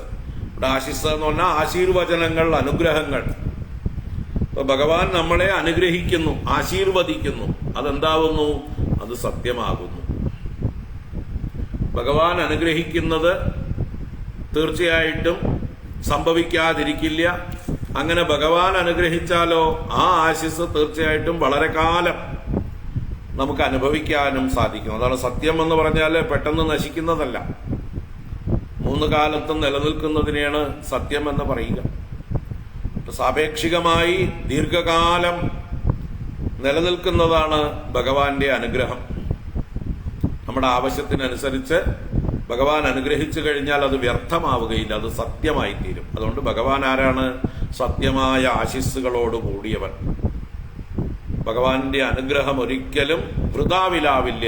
അത് അതിന്റെ പരിപൂർണ ഫലത്തെ നൽകുന്നത്. വിതച്ചാൽ അതിന്റെ ഫലം 100% കൊയ്തെടുക്കുമ്പോഴാണ് അത് ഫലവത്താവുന്നത്, അല്ലേ? അതുപോലെ ഭഗവാൻ തഥാസ്തു എന്ന് പറഞ്ഞ് നമ്മുടെ ആഗ്രഹങ്ങളെ അനുഗ്രഹിച്ചാൽ തീർച്ചയായിട്ടും അത് വേണ്ടതുപോലെ തന്നെ ആവും. നമ്മൾക്ക് തൃപ്തി നൽകുന്നത് വരെ അത് സത്യമായിരിക്കും. അപ്പൊ സത്യാശിഷഃ തവ പാദപത്മം തഥാ അനുഭജതഃ, അങ്ങയുടെ പാദകമലങ്ങളെ തഥാ അപ്രകാരം തന്നെ അനുഭജതഃ നിരന്തരം ഭജിക്കുന്നവന്, ഭക്തിപൂർവം ഭജിക്കുന്നതായിട്ടുള്ള ഒരാൾക്ക് ആശീഹി ഏവം അപി,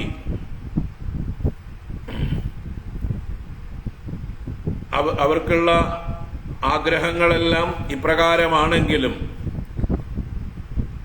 അങ്ങയുടെ അനുഗ്രഹം സത്യമായി തീരും എന്നർത്ഥം.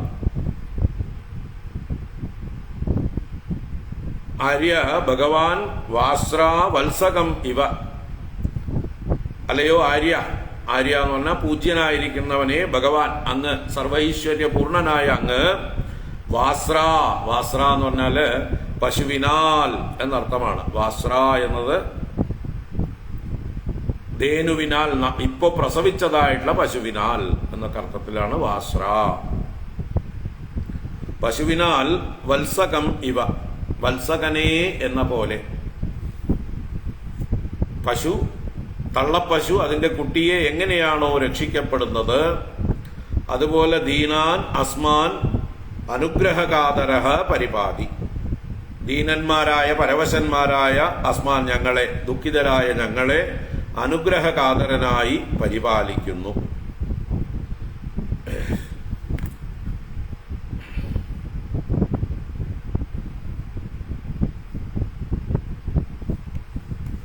അപ്പോ പുരുഷാർത്ഥമൂർത്തിയായ അങ്ങ്, അങ്ങയുടെ പാദപത്മത്തെ ആശ്രയിക്കുന്നവർക്ക് ആ പുരുഷാർത്ഥം നൽകി അനുഗ്രഹിക്കുന്നു. മോക്ഷമാകുന്ന പുരുഷാർത്ഥത്തെ നൽകിയും അനുഗ്രഹിക്കുന്നു. അതാണ് അങ്ങയുടെ ആശീഹി ഏവം അഭി, ആശിസ്സുകൾ അപ്രകാരമാണെങ്കിലും എന്ന് പറഞ്ഞാൽ മോക്ഷപര്യന്തമാണ് ഭഗവാന്റെ അനുഗ്രഹം. എന്നാലും ഒരു പശു, തള്ളപ്പശു എങ്ങനെയാണോ അതിന്റെ കുട്ടിയെ വളരെ വാത്സല്യത്തോടെ കരുതലോടെ എപ്പോഴും രക്ഷിച്ചുകൊണ്ടിരിക്കുന്നത്, ഏതുവരെ? ആ കുട്ടി വലുതാവുന്നത് വരെ, കുട്ടി സ്വന്തം രക്ഷയ്ക്ക് പ്രാപ്തിയാകുന്നത് വരെയാണ് പശു ആ കുട്ടിയെ രക്ഷിക്കുക. അത് കഴിഞ്ഞാൽ പിന്നെ അവഗണിക്കും, പിന്നെ അടുത്തേക്ക് വന്ന കുത്തി ഓടിച്ചു വിടും, അല്ലേ? അപ്പൊ സ്വന്തം കാലിൽ നിൽക്കാൻ പര്യാപ്തമാക്കുകയാണ്, അതുവരേക്കാണ് പശുവിന്റെ രക്ഷ. അതുപോലെ അങ്ങ് പുരുഷാർത്ഥങ്ങളെ മോക്ഷം വരെ നൽകുന്ന ആളാണെങ്കിലും ഇപ്പോ എന്നെ സംബന്ധിച്ച് നിസ്സാരമായിട്ടുള്ള ചില കാര്യങ്ങളാണ് വേണ്ടത്, അതും അങ്ങ് നൽകി അനുഗ്രഹിക്കുന്നു എന്നാണ് ഈ പറഞ്ഞതിന്റെ സൂക്ഷ്മമായിട്ടുള്ള അർത്ഥം. ഇപ്പൊ എന്തിനു വേണ്ടിയിട്ടാണ് വന്നിരിക്കുന്നത്? മോക്ഷത്തിനല്ല വന്നിരിക്കുന്നത്, പിന്നെയോ വലിയ സ്ഥാനത്തിരിക്കാൻ വേണ്ടിയിട്ടാണ്. അച്ഛന്റെ മടിയിലും സിംഹാസനത്തിലും അല്ലെങ്കിൽ അതിലും മറ്റുള്ളവരാരും ഇരിക്കാത്തതായിട്ടുള്ള വലിയ പദവിയിലുമൊക്കെ ഇരിക്കണമെന്ന് മാനത്തിന് വേണ്ടി വന്ന ആളാണ്, പ്രതികാരം ചെയ്യാൻ വേണ്ടി വന്ന ആളാണ്. അപമാനിതനായി അതിന്റെ പ്രതികാരമായി ഇവരെക്കാളെല്ലാം കേമനായി തീരണം എന്നുള്ള ഒരു വാശിയോടുകൂടി വന്നവനാണ്. അപ്പൊ ഇപ്പോഴത്തെ അവസ്ഥ ഇതാണ് ധ്രുവന്റെ, അതാണ് യാഥാർത്ഥ്യം. ഇപ്പൊ പശുക്കുട്ടിയുടെ അവസ്ഥയാണ്. കൊച്ചു പശുക്കുട്ടിയെ തള്ള രക്ഷിക്കുന്നത് പോലെ ഇപ്പൊ എന്റെ ആശിസ്സുകളെ അങ്ങ് നൽകി അനുഗ്രഹിക്കണം. കുറച്ചു കഴിഞ്ഞ് ഞാന് പാകത വരുമ്പോൾ മോക്ഷം എന്നുള്ള ലക്ഷ്യം, അതാണ് ജീവിത ലക്ഷ്യം, അതാണ് പരമപുരുഷാർത്ഥം എന്ന് എനിക്കറിയാം. അവിടേക്ക് എന്നെ എത്തിക്കണം. അപ്പൊ ഇവിടെ പ്രത്യക്ഷമായിട്ട് തന്റെ ആ ആഗ്രഹം ഇന്ന ആസനത്തിൽ ഇരിക്കലാണ് എന്ന് പറഞ്ഞില്ലെങ്കിലും എന്റെ ഇപ്പോഴത്തെ നിലയറിഞ്ഞുകൊണ്ട് എന്നെ അനുഗ്രഹിക്കുക, എനിക്കിപ്പോ എന്താ വേണ്ടത് എന്നറിഞ്ഞുകൊണ്ട് എന്നെ അനുഗ്രഹിക്കുക എന്നുള്ള ആ പ്രാർത്ഥനയാണ് ഇവിടെ സൂക്ഷ്മമായിട്ടുള്ള ഈ പ്രയോഗങ്ങളിലൂടെ അവതരിപ്പിച്ചിരിക്കുന്നത്. സത്യാശിഷോ ഹി ഭഗവൻ തവ പാദപത്മം ആശീസ്തദാനുഭജത പുരുഷാർത്ഥമൂർത്തേഃ അപ്യേവമാര്യ ഭഗവാൻ പരിപാതി ദീനാൻ വാശ്രേവ വത്സകമനുഗ്രഹകാതരോസ്മാൻ. അപ്പൊ ദീനന്മാരായിട്ടുള്ള എന്നെ പോലെയുള്ളവരെ അങ്ങ് പരിപാലനം ചെയ്യുന്നു. തള്ളപ്പശു അതിൻ്റെ കുട്ടിയെ രക്ഷിക്കുന്നത് പോലെ കുട്ടിക്ക് ആവശ്യമായ പോഷക സമൃദ്ധമായ പാല് നൽകിക്കൊണ്ടും അതിനെ അപകടങ്ങളിൽ നിന്നൊക്കെ രക്ഷിച്ചുകൊണ്ടും അതിൻ്റെ കൂടെ നടന്ന് തള്ളപ്പശു കുറേ കാലം രക്ഷിക്കും. വലുതായി കഴിഞ്ഞാൽ അവഗണിക്കും. അതുപോലെ ഇപ്പം ഞാനൊരു പശുക്കുട്ടിയാണ്, അങ്ങ് പശുവാണ്, എന്നെ രക്ഷിക്കണം. കുറച്ച് കഴിയുമ്പോൾ ഞാൻ സ്വതന്ത്രനായിക്കോളാം. അങ്ങയെ ആശ്രയിക്കാത്ത എന്ന് വെച്ചാൽ ആ ഒരു ബ്രഹ്മജ്ഞാനം എന്നുള്ളതായിട്ടുള്ള തലത്തിലേക്ക് ഞാൻ ഉയർന്നോളാം, സ്വതന്ത്രനായിക്കോളാം എന്നുള്ള സൂചന കൂടി അതിലുണ്ട്. സത്യാശിഷോ ഹി ഭഗവൻ തവ പാദപദ്മം ആശീസ്തദാനുഭജത പുരുഷാർത്ഥമൂർത്തേഃ അപ്യേവമാര്യ ഭഗവാൻ പരിപാതി ദീനാൻ വാശ്രേവ വത്സകമനുഗ്രഹകാതരോസ്മാൻ. അപ്പൊ തൽക്കാലം തനിക്ക് മോക്ഷത്തിനുള്ള പാകത ആയിട്ടില്ല. അതല്ല തനിക്ക് വേണ്ടത്, ഇപ്പൊ തന്റെ ആഗ്രഹം സാധിപ്പിക്കലാണ് വേണ്ടത് എന്ന് പറയാതെ പറഞ്ഞു. അങ്ങനെ ധ്രുവന്റെ സ്തുതി ഇതാ പൂർണ്ണമായി 12 ശ്ലോകങ്ങളെ കൊണ്ട് ഭഗവാനോട് പറയാനുള്ളതൊക്കെ പറഞ്ഞു. ഇത് കേട്ട് ഭഗവാൻ ധ്രുവനെ അനുഗ്രഹിക്കുന്ന മറുപടി പറയുന്നതായിട്ടുള്ള ആ ഭാഗം തുടരുന്നു. മൈത്രേയ ഉവാച അദാഭിഷ്ടുത ഏവം വൈ സത്സങ്കൽപേന ധീമത ഭൃത്യാനുരക്തോ ഭഗവാൻ പ്രതിനന്ദ്യേതമബ്രവീത്. മൈത്രേയൻ വിതുരനോട് തുടരുകയാണ്. അതാ അഭിഷ്ടുത ഏവം വൈ സത്സങ്കൽപേന ധീമത. സത്സങ്കൽപേന ധീമത അഭിഷ്ടുത ഭഗവാൻ ഭൃത്യാനുരക്ത പ്രതിനന്ദ്യ ഇതമബ്രവീത്. അപ്പോ ഭഗവാനെ കുറിച്ച് വിശേഷിപ്പിച്ചത് അഭിഷ്ടുത ഭൃത്യാനുരക്ത. അഭിഷ്ടുത എന്ന് പറഞ്ഞാൽ നന്നായി സ്തുതി ചെയ്യപ്പെട്ടവൻ. ആരാലാണ് സ്തുതി ചെയ്യപ്പെട്ടത് എന്ന് പറയാണ്? സത്സങ്കൽപേന ധീമത. സത്യമായ സങ്കല്പം വെച്ചിരിക്കുന്നവൻ, തന്റെ സങ്കല്പം ഭഗവാനിൽ സമർപ്പിച്ചിരിക്കുന്നതുകൊണ്ട് തീർച്ചയായിട്ടും അത് ഭവിക്കും എന്നുള്ള നിശ്ചയമുള്ളവനാണ് ധ്രുവൻ. അങ്ങനെയുള്ള സത്സങ്കല്പത്തോടുകൂടിയ ധീമത ബുദ്ധിമാനായ ആ ധ്രുവനാൽ വേണ്ട പോലെ സ്തുതി ചെയ്യപ്പെട്ടവനായ ഭഗവാൻ ഭൃത്യാനുരക്ത, ഭൃത്യനോട്, തന്റെ ഭക്തനായ ധ്രുവനോട് അനുരക്തനായിട്ട്, അനുരാഗത്തോടു കൂടിയവനായിട്ട് പ്രതിനന്ദ്യ ഇതം അബ്രവീത്. പ്രതിനന്ദ്യ എന്ന് പറഞ്ഞാലോ അഭിനന്ദിച്ചിട്ട് എന്നർത്ഥമാണ്. ധ്രുവനെ അഭിനന്ദിച്ചുകൊണ്ട് ഇപ്രകാരം പറഞ്ഞു. അപ്പൊ സത്സങ്കൽപ്പനും ബുദ്ധിമാനുമായ ധ്രുവനാൽ സ്തുതിക്കപ്പെട്ടതായിട്ടുള്ള ആ ഭഗവാൻ ശ്രീഹരി ഭൃത്യാനുരക്തനായിക്കൊണ്ട് അവനെ അഭിനന്ദിച്ചുകൊണ്ട് ഇപ്രകാരം പറഞ്ഞു എന്ന് പറഞ്ഞ് ഭഗവാന്റെ വാക്കുകൾ. ശ്രീ ഭഗവാനുവാച വേദാഹം തേ വ്യവസിതം ഹൃദി രാജന്യ ബാലക തൽ പ്രയച്ഛാമി ഭദ്രം തേ ദുരാപമപി സുവ്രത.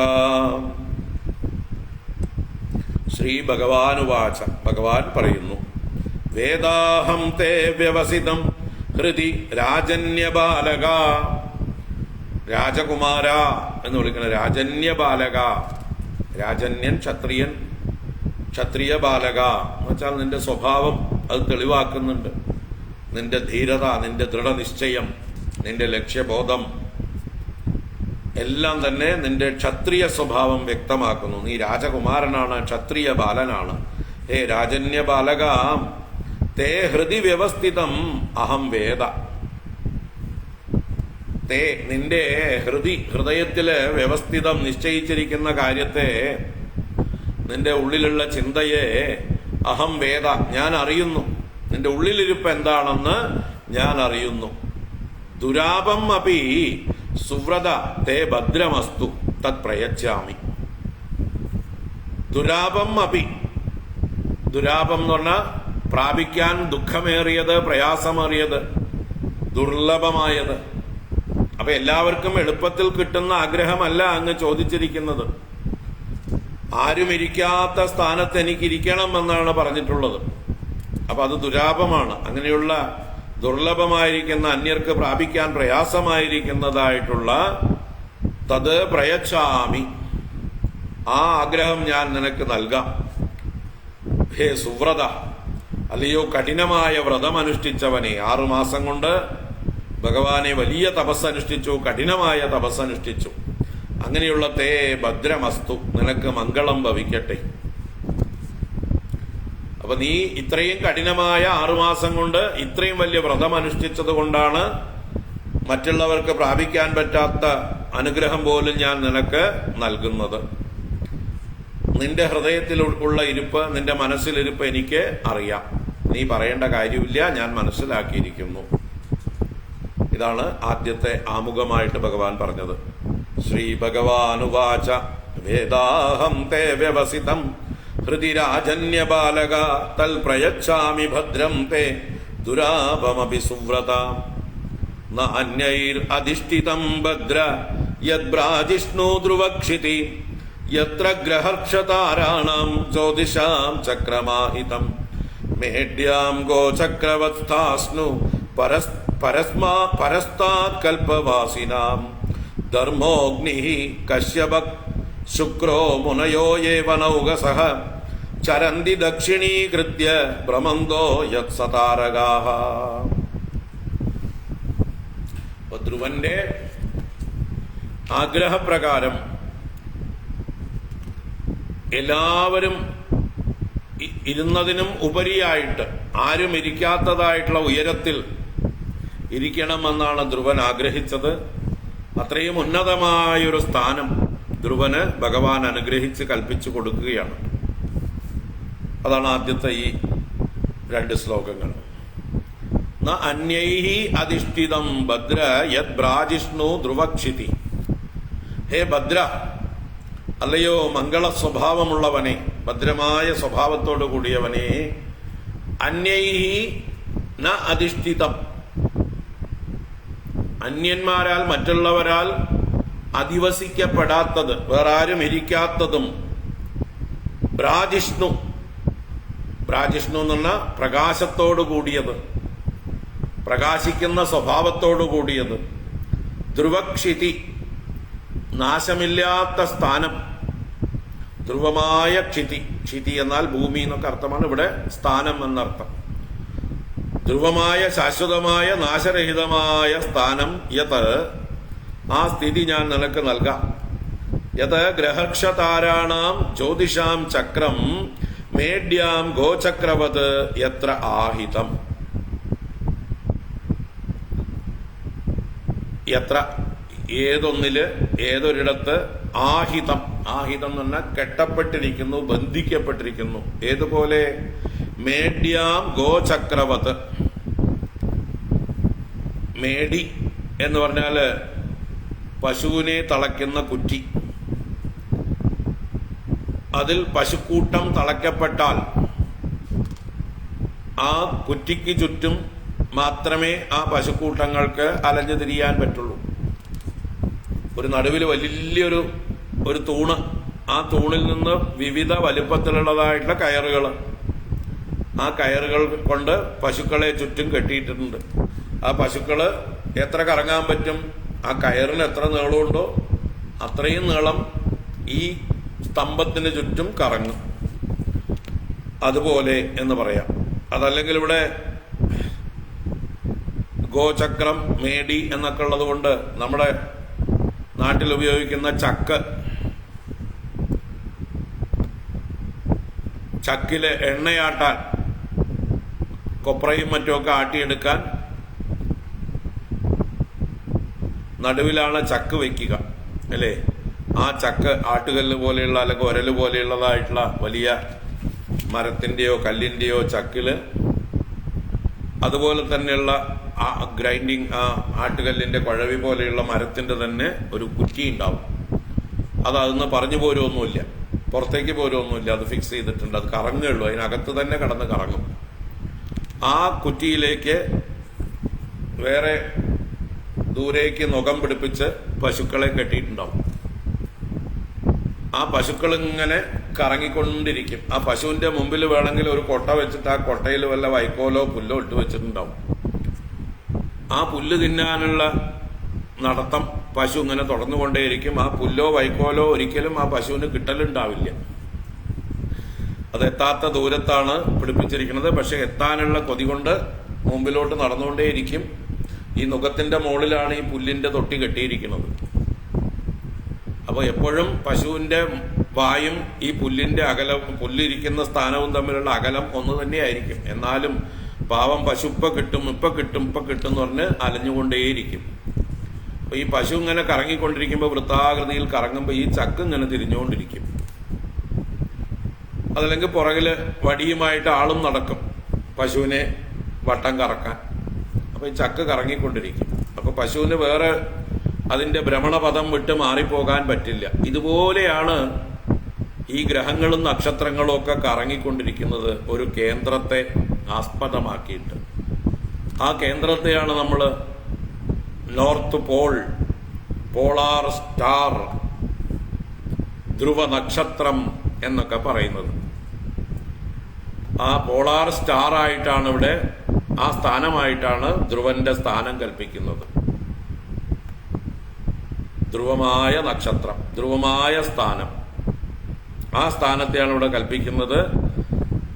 അതാണ് ബ്രാജിഷ്ണു പ്രകാശിക്കുന്നതും ധ്രുവക്ഷിതി നാശമില്ലാതെ മാറ്റമില്ലാത്ത സ്ഥാനമായിരിക്കുന്നതും.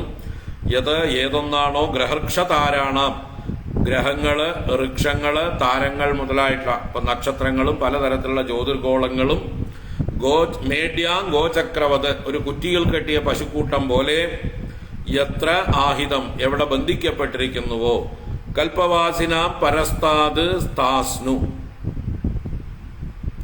കൽപ്പവാസികളായിരിക്കുന്ന ആളുകൾക്കും ഉപരിയായിട്ട് സ്ഥാസ്നു സ്ഥാവരമായിരിക്കുന്നതും. എന്ന് പറഞ്ഞാൽ കൽപ്പകാലം കഴിഞ്ഞാലും കൽപ്പവാസികളൊക്കെ നശിക്കുമ്പോഴും ഈ സ്ഥാനം നശിക്കുകയില്ല. സ്ഥാസ്നുവാണ്. സ്ഥാസ്നു എന്ന് പറഞ്ഞാൽ സ്ഥിരമായത്, സ്ഥാവരമായത് എന്നർത്ഥം.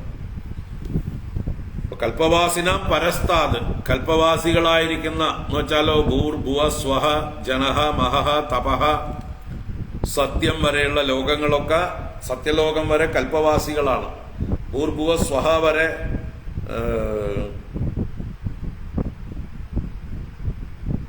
മൂന്ന് ലോകങ്ങള്,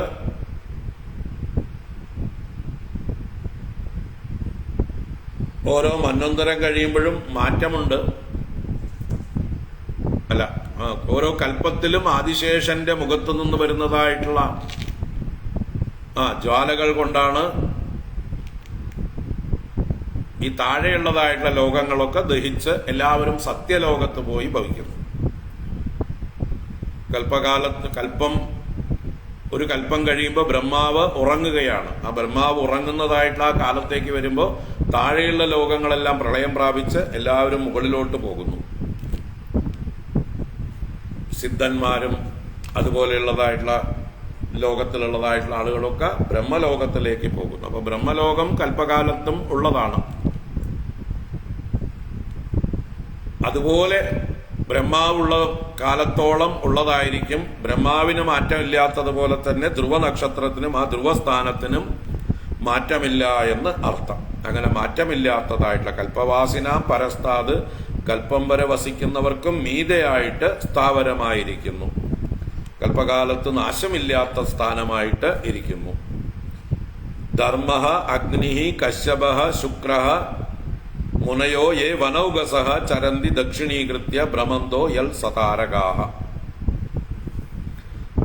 ധർമ്മൻ, അഗ്നി, കശ്യപൻ, ശുക്രൻ മുതലായ ആളുകളും അതുപോലെ മുനയഃ യേ വനൗഗസഃ, വനൗഗസഃ മുനയഃ, വനവാസികളായ മുനികൾ എന്നൊക്കെ പറയുമ്പോൾ ഇവിടെ സിദ്ധന്മാരെന്നൊക്കെ അർത്ഥമാണ്. അല്ലെങ്കിൽ സപ്തർഷികൾ എന്ന് വേണമെങ്കിൽ പറയാം. സപ്തർഷി സമൂഹമാകുന്ന ജ്യോതിർഗോളങ്ങൾ, നക്ഷത്രങ്ങൾ എന്നൊക്കെ പറയില്ലേ, സപ്തർഷി കൂട്ടം എന്ന് നമ്മൾ നക്ഷത്രങ്ങളെ നോക്കി പറയും. അപ്പൊ ആ സപ്തർഷികൾ മുതലായ നക്ഷത്രങ്ങൾ ദക്ഷിണീകൃത്യ ഭ്രമന്തഃ ചരന്തി, ഈ ധ്രുവസ്ഥാനത്തെ ദക്ഷിണീകൃത്യ പ്രദക്ഷിണമായിട്ട് വലം വെച്ചുകൊണ്ട് ഭ്രമിക്കുന്നു അഥവാ ചരിക്കുന്നു. സതാരകാഹ, നക്ഷത്രങ്ങളോടുകൂടെ. അപ്പൊ നക്ഷത്രങ്ങളോടുകൂടെ ഈ പറഞ്ഞ ധർമ്മനും അഗ്നിയും കശ്യപനും ശുക്രനും മറ്റ് സപ്തർഷികളുമൊക്കെ ഇതിനെ വലം വെച്ചുകൊണ്ട് ഇരിക്കുന്നു. അങ്ങനെ എല്ലാ ജ്യോതിർഗോളങ്ങളാലും വലം വയ്ക്കപ്പെടുന്നതായിട്ടുള്ള കേന്ദ്രമാണ് ഈ ധ്രുവക്ഷിതി എന്ന് പറയുന്ന ധ്രുവപദം. ആ ധ്രുവപദമാണ് ഇവിടെ ഏറ്റവും ഉയർന്ന സ്ഥാനമായിട്ട് ധ്രുവന്റെ തപസ്സിന്റെ ഫലമായിട്ട് ഭഗവാൻ അനുഗ്രഹിച്ചു കൊടുക്കുന്നത്. അപ്പൊ ധ്രുവന്റെ ആശ എല്ലാവരും ഇരിക്കാത്ത സ്ഥാനത്ത് എല്ലാവരേക്കാൾ കേമനായിട്ട് കുറേ കാലം ഇരിക്കണമെന്നായിരുന്നു. ഇത് ധ്രുവന്റെ ഉള്ളിൽ എങ്ങനെ ഒരു ആഗ്രഹം ഇന്നും ഇന്നലെയും തുടങ്ങിയതൊന്നും അല്ല കേട്ടോ. ഈ ധ്രുവന്റെ പൂർവജന്മത്തെക്കുറിച്ച് വിഷ്ണു പുരാണത്തിൽ പറഞ്ഞിട്ടുണ്ട്. വിഷ്ണു പുരാണത്തില് ധ്രുവൻ പൂർവജന്മത്തിലൊരു ബ്രാഹ്മണ കുമാരനായിരുന്നു. അദ്ദേഹത്തിന്റെ കൂട്ടുകാരനായിരുന്നു ഒരു രാജകുമാരൻ. അപ്പോൾ രാജകുമാരനായ ആ തന്റെ കൂട്ടുകാരൻ രാജസിംഹാസനത്തിൽ ഇരുന്നപ്പോൾ ബ്രാഹ്മണനായ തനിക്ക് അതിന് സാധിച്ചില്ല. അപ്പൊ ആ ജന്മത്തിൽ തന്നെ ബ്രാഹ്മണനായിരുന്ന ആ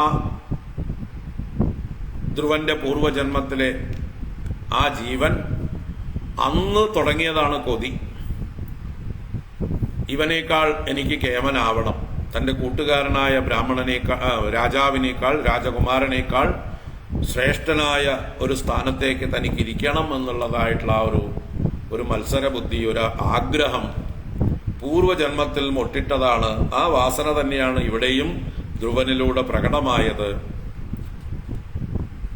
നാരദ മഹർഷിയൊക്കെ നന്നായിട്ട് ഉപദേശിച്ചിട്ടും അദ്ദേഹത്തിന് ശാന്തി ഉണ്ടായില്ലല്ലോ. അദ്ദേഹം തന്റെ വാശിയോടുകൂടെ കഠിന തപസ്സനുഷ്ഠിച്ച് ലോകത്തെ മുഴുവൻ അല്പകാലത്തേക്കെങ്കിലും പീഡിപ്പിച്ചിട്ട് ഇനിയിപ്പോ ഭഗവാൻ പ്രത്യക്ഷമായില്ലെങ്കിലോ പിന്നെയും അദ്ദേഹത്തിന്റെ തപസ് തുടരും, ലോകത്തിന് പീഡ തുടർന്നുകൊണ്ടിരിക്കും. അപ്പൊ അസുരന്മാരെ പോലെ തന്നെ ലോകത്തെ പീഡിപ്പിക്കുന്ന ആ തപസ്. അപ്പൊ അതിന് കാരണം അദ്ദേഹത്തിന്റെ ഉള്ളിലുള്ള ആ ഒരു പൂർവജന്മ വാസന തന്നെയാണ്. അത് ഈ ജന്മത്തിലും തുടർന്നു. ഇത് വിഷ്ണു പുരാണത്തിൽ പറഞ്ഞിരിക്കുന്നതാണ്. വിഷ്ണു പുരാണത്തിന്റെ ഒന്നുകൂടെ ചെറിയ മാറ്റത്തോടുകൂടി അവതരിപ്പിക്കപ്പെട്ടിട്ടുള്ളതാണ് ഭാഗവതം. രണ്ടിലും കഥകളൊക്കെ സെയിം തന്നെയാണ്. ചില ആശയങ്ങൾ ചിലത് വിഷ്ണു പുരാണത്തിൽ പറഞ്ഞത് ഇതിലുണ്ടാവില്ല, ഇതിൽ പറഞ്ഞത് കൂടുതൽ അതിലില്ല. വിഷ്ണു പുരാണത്തിനേക്കാൾ ചെറുതാണ്.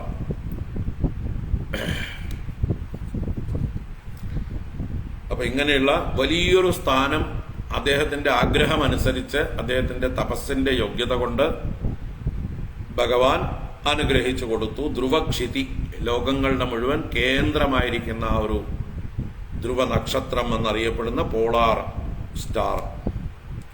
നാന്യൈരധിഷ്ഠിതം ഭദ്ര യദ്ബ്രാജിഷ്ണു ധ്രുവക്ഷിതി യത്ര ഗ്രഹർക്ഷതാരാണാം ജ്യോതിഷാം ചക്രമാഹിതം മേഢ്യാം ഗോചക്രവത്സ്ഥാസ്നു പരസ്താത് കൽപവാസിനാം ധർമ്മോഗ്നി കശ്യപ ശുക്രോ മുനയോ യേ വനൗകസഃ ചരന്തി ദക്ഷിണീകൃത്യ ഭ്രമന്തോ യത്സതാരകാഃ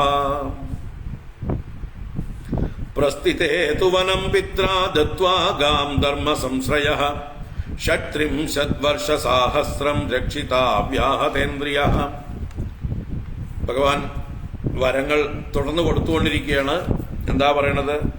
പ്രസ്ഥിതേതു വനം പിത്രാ, പിതാവിനാൽ വനം പ്രസ്ഥിതേ, വനത്തിലേക്ക് പ്രസ്ഥാനം ചെയ്യപ്പെടുമ്പോൾ.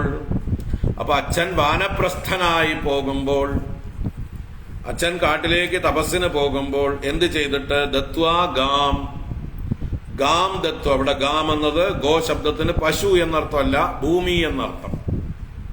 ഭൂമിക്കും ഗോശബ്ദം. അപ്പൊ ഗാം പശു, ഭൂമിയെ നിനക്ക് നൽകിയിട്ട്. അപ്പൊ അച്ഛൻ ഉത്താനപാദൻ വാനപ്രസ്ഥം പോകുമ്പോൾ രാജ്യാവകാശം ധ്രുവനാണ് കൊടുത്തിട്ട് പോകുന്നത്. അത് ജനങ്ങളുടെ ആവശ്യമനുസരിച്ചാണ്, ജനപ്രീതി അനുസരിച്ച്. അങ്ങനെ ഗാം ദത്വ പിത്ര വനം പ്രസ്ഥിതേ, ഭൂമിയെ നൽകി അച്ഛനാൽ വാനപ്രസ്ഥം ചെയ്യപ്പെടുമ്പോൾ ധർമ്മസംശ്രയ അവ്യാഹതേന്ദ്രിയ ഷട്ത്രിംശത് വർഷസാഹസ്രം രക്ഷിത. ധർമ്മസംശ്രയ, ധർമ്മത്തെ ആശ്രയിക്കുന്നവനായിക്കൊണ്ട് അവ്യാഹത ഇന്ദ്രിയ, ഇന്ദ്രിയങ്ങൾക്കൊന്നും യാതൊരു ക്ഷീണവും കൂടാതെ അക്ഷീണങ്ങളായ ഇന്ദ്രിയങ്ങളോട് കൂടിയവനായിട്ട് 36 വർഷസാഹസ്രം, 36 30 30 36 36 വർഷ സാഹസ്രം എന്ന് പറയുമ്പോൾ 36,000 വർഷം. അങ്ങനെ 36,000 വർഷം രക്ഷിത, നീ ഭൂമിയുടെ രക്ഷകനായിരിക്കും. അപ്പോ 36,000 കൊല്ലം കഴിയുമ്പോൾ നിനക്ക് വാർദ്ധക്യമൊന്നും ബാധിക്കില്ല. ഭഗവാന്റെ അനുഗ്രഹം കൊണ്ട് ഇന്ദ്രിയങ്ങളൊക്കെ നല്ല ക്ഷമതയുള്ളവ തന്നെ ആയിരിക്കും, ക്ഷീണമില്ലാത്തവയായിരിക്കും. പേടിക്കണ്ട, നിന്റെ ആഗ്രഹം നല്ലപോലെ സാധിച്ചോ നീ. അപ്പൊ നോക്കൂ, ഭഗവാനെ ഭജിച്ചതിന്റെ ഫലമായിട്ട് അദ്ദേഹത്തിന്റെ ആഗ്രഹം ഭഗവാൻ എങ്ങനെയാ സാധിച്ചു കൊടുത്തത്?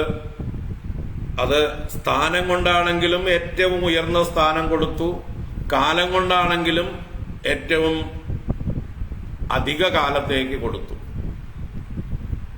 36,000 സംവത്സരം നീ രാജപദവിയില് ഭൂമിയുടെ മുഴുവൻ അധിപനായിരുന്നു കൊണ്ട് രാജ്യം ഭരിച്ചാലും, ധർമ്മത്തെ ആശ്രയിച്ചുകൊണ്ട് രാജ്യം ഭരിച്ചാലും എന്ന് പറഞ്ഞുകൊണ്ട് അനുഗ്രഹിച്ചു. അപ്പോ ധ്രുവന്റെ ഉള്ളിലുള്ള വാസനയ്ക്ക് ഇത്രയും ശക്തിയുണ്ട്, അത്രയും വലിയ ആഗ്രഹമാണ് അദ്ദേഹത്തിന്റെ ഉള്ളിൽ ഉണ്ടായത്. അതിന്റെ ഫലമായിട്ട് ഇത്രയും ദീർഘകാലം അദ്ദേഹത്തിന് ഈ ഭോഗങ്ങളൊക്കെ അനുഭവിക്കുവാനുള്ള അനുഗ്രഹം കിട്ടി. തുടർന്ന് ത്വൽഭ്രാതര്യുത്തമേ നഷ്ടേ മൃഗയായാം തു തന്മനാഃ അന്വേഷന്തി വനം മാതാ താവാഗ്നിം സാ പ്രവേക്ഷ്യതി. ത്വൽഭ്രാതരി ഉത്തമേ മൃഗയായാം നഷ്ടേ, നിന്റെ ഭ്രാതാവായ ഉത്തമൻ മൃഗയാ വിനോദത്തിന് പോയി നശിച്ചപ്പോൾ, നഷ്ടമായപ്പോൾ, മരിച്ചുപോയപ്പോൾ എന്നർത്ഥമാണ്. മൃഗയാ വിനോദത്തിന്, നായാട്ടിന് പോയി. ആര്? ധ്രുവന്റെ സഹോദരനായ ഉത്തമൻ. അങ്ങനെ സഹോദരൻ നായാട്ടിന് പോയി നശിച്ചു, മരിച്ചുപോയി.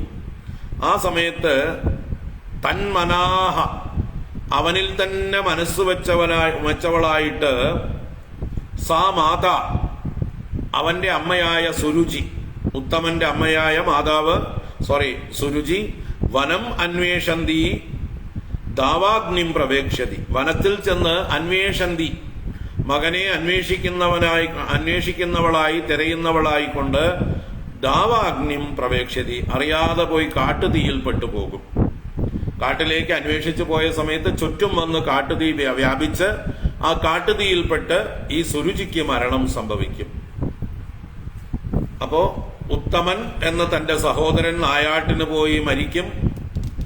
ആ ഉത്തമന്റെ അമ്മയായ സുരുചി അവനെ തെരഞ്ഞുപോയി കാട്ടുതീയിൽപ്പെട്ടും മരിക്കും എന്നുള്ളതായിട്ടുള്ള ഭാവി പ്രവചനമാണ് ഇവിടെ ഭഗവാൻ ചെയ്തത്. അല്ലാതെ ശപിക്കുകയോ ഇതൊന്നുമല്ല. അവരുടെ കർമ്മഫലം അവർ അനുഭവിക്കുന്നു. അവർക്ക് അത്രേ യോഗമുള്ളൂ, പ്രാരബ്ധമുള്ളൂ. അത് കഴിയുമ്പോൾ അവരുടെ ദേഹം ഉപേക്ഷിക്കുന്നു. ഒരാൾ നായാട്ടിന് പോയി മരിക്കുന്നു, അയാളുടെ അമ്മ കാട്ടുതീയിൽപ്പെട്ട് മരിക്കുന്നു. ഇതിങ്ങനെയാണ് അവരുടെ ഡെസ്റ്റിനി, അവരുടെ വിധി ഇങ്ങനെയാണ്. ഇത് നീ നേരത്തെ കൂട്ടി അറിഞ്ഞോളൂ കേട്ടോ. അപ്പൊ നിനക്ക് എന്തില്ല, പ്രിപ്പയർഡ് ആയിട്ടിരിക്കാം, കരയാതിരിക്കാം, വിഷമിക്കാതിരിക്കാം. ഇതാണ് വിധിക്കപ്പെട്ടിരിക്കുന്നത്, ഈശ്വര നിശ്ചയമാണ് എന്ന് പറഞ്ഞ് യാതൊരു വിഷമവും കൂടാതിരിക്കാം. അല്ലേ? നമുക്കിപ്പോ ഓരോ കാര്യങ്ങൾ സംഭവിക്കാൻ പോകുന്നതിനെ കുറിച്ച് നല്ല നിശ്ചയമുണ്ടെങ്കിൽ നമുക്ക് വെപ്രാളമില്ലാതിരിക്കാം. അതങ്ങനെ തന്നെ സംഭവിക്കുള്ളൂ എന്നുള്ള നിശ്ചയത്തോടെ ദൃഢചിത്തതയോടുകൂടി ഇരിക്കാം. അതിരിക്കാൻ വേണ്ടിയിട്ടാണ് ഭഗവാൻ ഇങ്ങനെ പറഞ്ഞു കൊടുത്തത്. കാര്യങ്ങളൊക്കെ മുൻകൂട്ടി കണ്ടു കഴിഞ്ഞാൽ നമുക്ക് പ്രിപ്പയർഡ് ആയിട്ടിരിക്കാം. ഇപ്പൊ നമുക്കൊക്കെ മരണമുണ്ട്, ഉറപ്പാണ്. പ്രിപ്പയർഡ് ആയിരിക്കുക. നമുക്ക് നമ്മുടെ ഡേറ്റ് തന്നിട്ടില്ല എന്ന് മാത്രമേ ഉള്ളൂ. എപ്പോഴാണ് മരിക്കുക എന്നുള്ള ഡേറ്റ് ആരും തന്നില്ല. പക്ഷെ മരണം ഇല്ല എന്ന് പറയാൻ പറ്റുമോ? മരണം ഉറപ്പാണ്. ജാതസ്യ ഹി ധ്രുവോ മൃത്യു.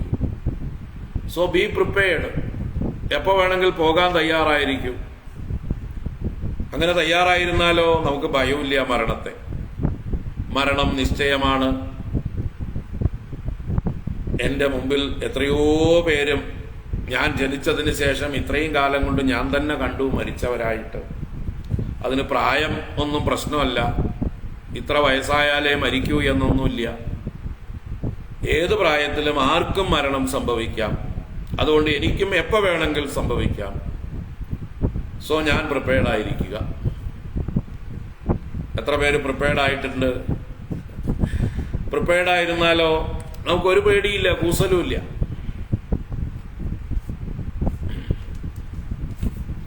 കാരണം ഈ മരണം എന്നുള്ളത് എറ്റേണൽ ആയിട്ടുള്ള ഒരു ഫുൾ സ്റ്റോപ്പ് അല്ല. ഇതുപോലെ എത്രയോ മരണങ്ങൾ കഴിഞ്ഞിട്ടാണ് നമ്മളിപ്പോൾ ഇവിടെ എത്തിയിരിക്കുന്നത്. ഈ ശരീരത്തിന്റെ ത്യാഗമാണ് മരണം. ഇനിയും ശരീരങ്ങൾ നമ്മൾ എടുക്കും. അപ്പൊ ഇതിനേക്കാൾ നല്ല ശരീരം നമുക്ക് കാത്തിരിപ്പുണ്ട്. Y worry? ഈ പഴയ കാറ് കൊടുത്തിട്ട് പുതിയ നല്ല കാറ് വാങ്ങിക്കാം. നമുക്ക് ഈ പുതിയ വസ്ത്രം ഉപേക്ഷിച്ച് നമുക്ക് നല്ല വസ്ത്രം സ്വീകരിക്കാം. ഈ പഴയ വീട് ഉപേക്ഷിച്ച് പുതിയ വീട് നമുക്ക് പണിയാം. നല്ല പുതിയ വീട്ടിലേക്ക് താമസം മാറ്റാം. ഇഷ്ടമല്ലേ എല്ലാവർക്കും? പഴയ വീട് ഉപേക്ഷിച്ച് പുതിയ വീട്ടിലേക്ക് പോകുന്നത് ഇഷ്ടമല്ലേ? പഴയ വസ്ത്രം ഉപേക്ഷിച്ച് പുതിയ വസ്ത്രം ധരിക്കുന്നത് ഇഷ്ടമല്ലേ? പഴയ വാഹനം വെടിഞ്ഞ് പുതിയ വാഹനം സ്വീകരിക്കുന്നത് ഇഷ്ടമല്ലേ? അതുപോലെ പ്രിപ്പയർഡായിരിക്കുക. ഈ ജീർണിച്ചുകൊണ്ടിരിക്കുന്ന, എനിക്ക് ഭാരമായിരിക്കുന്ന, ഈ രോഗാതുരമായിരിക്കുന്ന എൻ്റെ ഈ ശരീരം അത് വീണ് പൊക്കോട്ടെ, എനിക്ക് പുതിയത് കിട്ടുമല്ലോ. നമുക്ക് ഉത്സാഹഭരിതരായിരിക്കാം. കൊച്ചുകുട്ടികള് സ്കൂൾ തുറക്കാറാവുമ്പോൾ എത്ര ഉത്സാഹത്തോടു കൂടി പുതിയ യൂണിഫോം, പുതിയ പെട്ടി, പുതിയ ബാഗ്, പുതിയ പുസ്തകങ്ങളൊക്കെ കിട്ടുമ്പോൾ എത്ര ഉത്സാഹത്തോടു കൂടി ഇരിക്കുന്നുവോ. പഴയതൊക്കെ അവർ വലിച്ചെറിഞ്ഞിട്ടുണ്ടാവും. അതേ ഉത്സാഹത്തോടു കൂടി നമ്മളും പ്രിപ്പയർഡായിട്ടിരിക്കാം. ഈ സത്യം നമ്മൾ എപ്പോഴും ബോധിച്ചിരുന്നാൽ മതി. നമുക്ക് ഭയമില്ല, ദുഃഖമില്ല. നാനു ശോചന്തി പണ്ഡിതാഹ.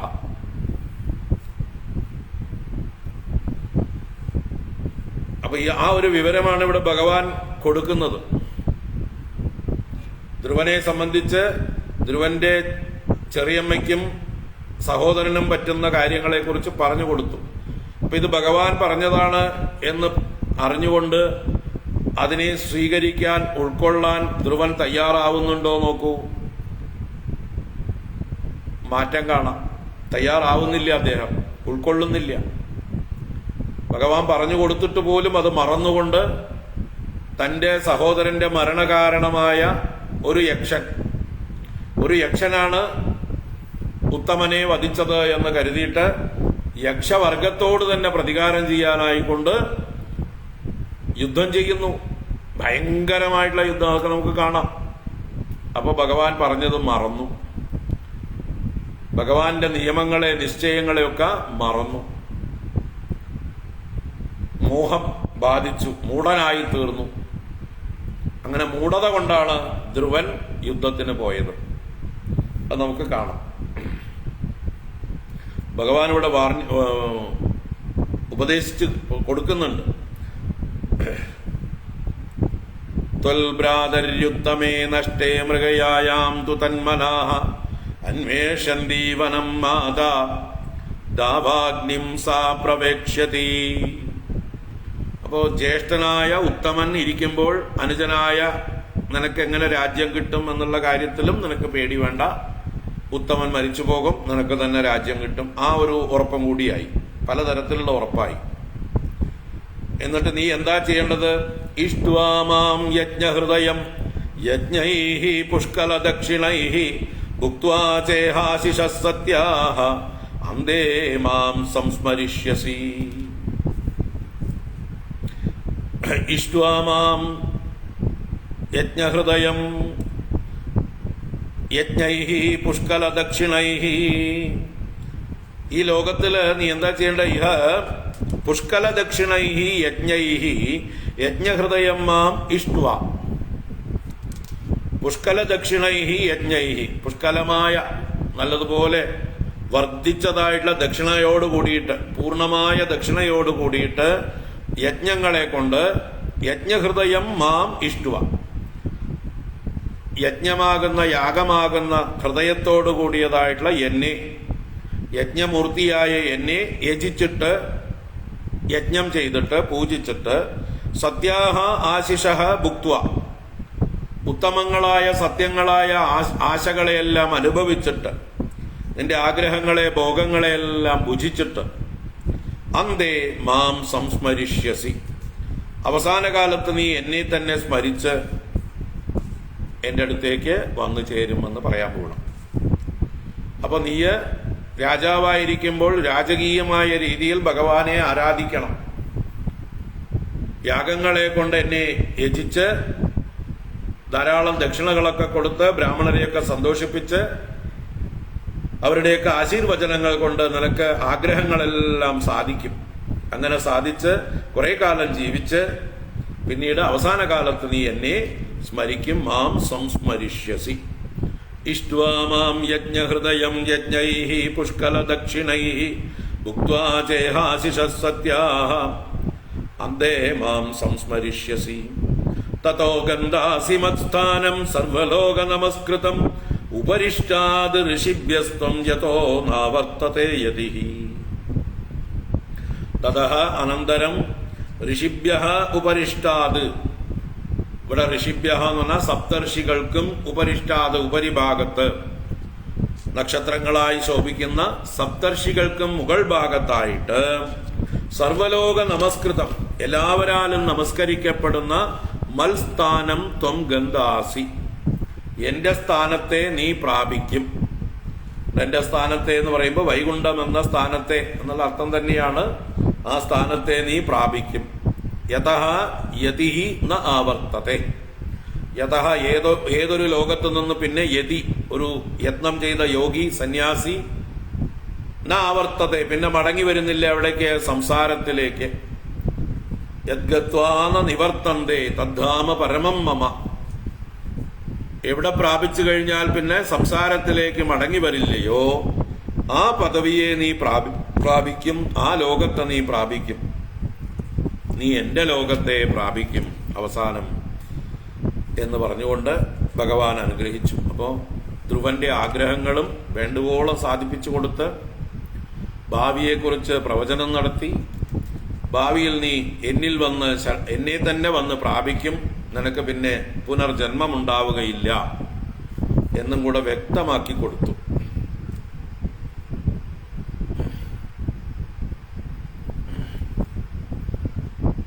അങ്ങനെ ഭഗവാൻ അന്തർദാനം ചെയ്യുന്നു എന്ന് പറഞ്ഞുകൊണ്ട് മൈത്രേയൻ ഇവിടെ തുടരുകയാണ്. മൈത്രേയ ഉവാച ഇത്യർച്ചിതസ്സ ഭഗവാൻ അതിദിശ്യാത്മനഃ പദം ബാലസ്യ പശ്യതോ ധാമ സ്വം അയാത് ഗരുഡധ്വജഃ.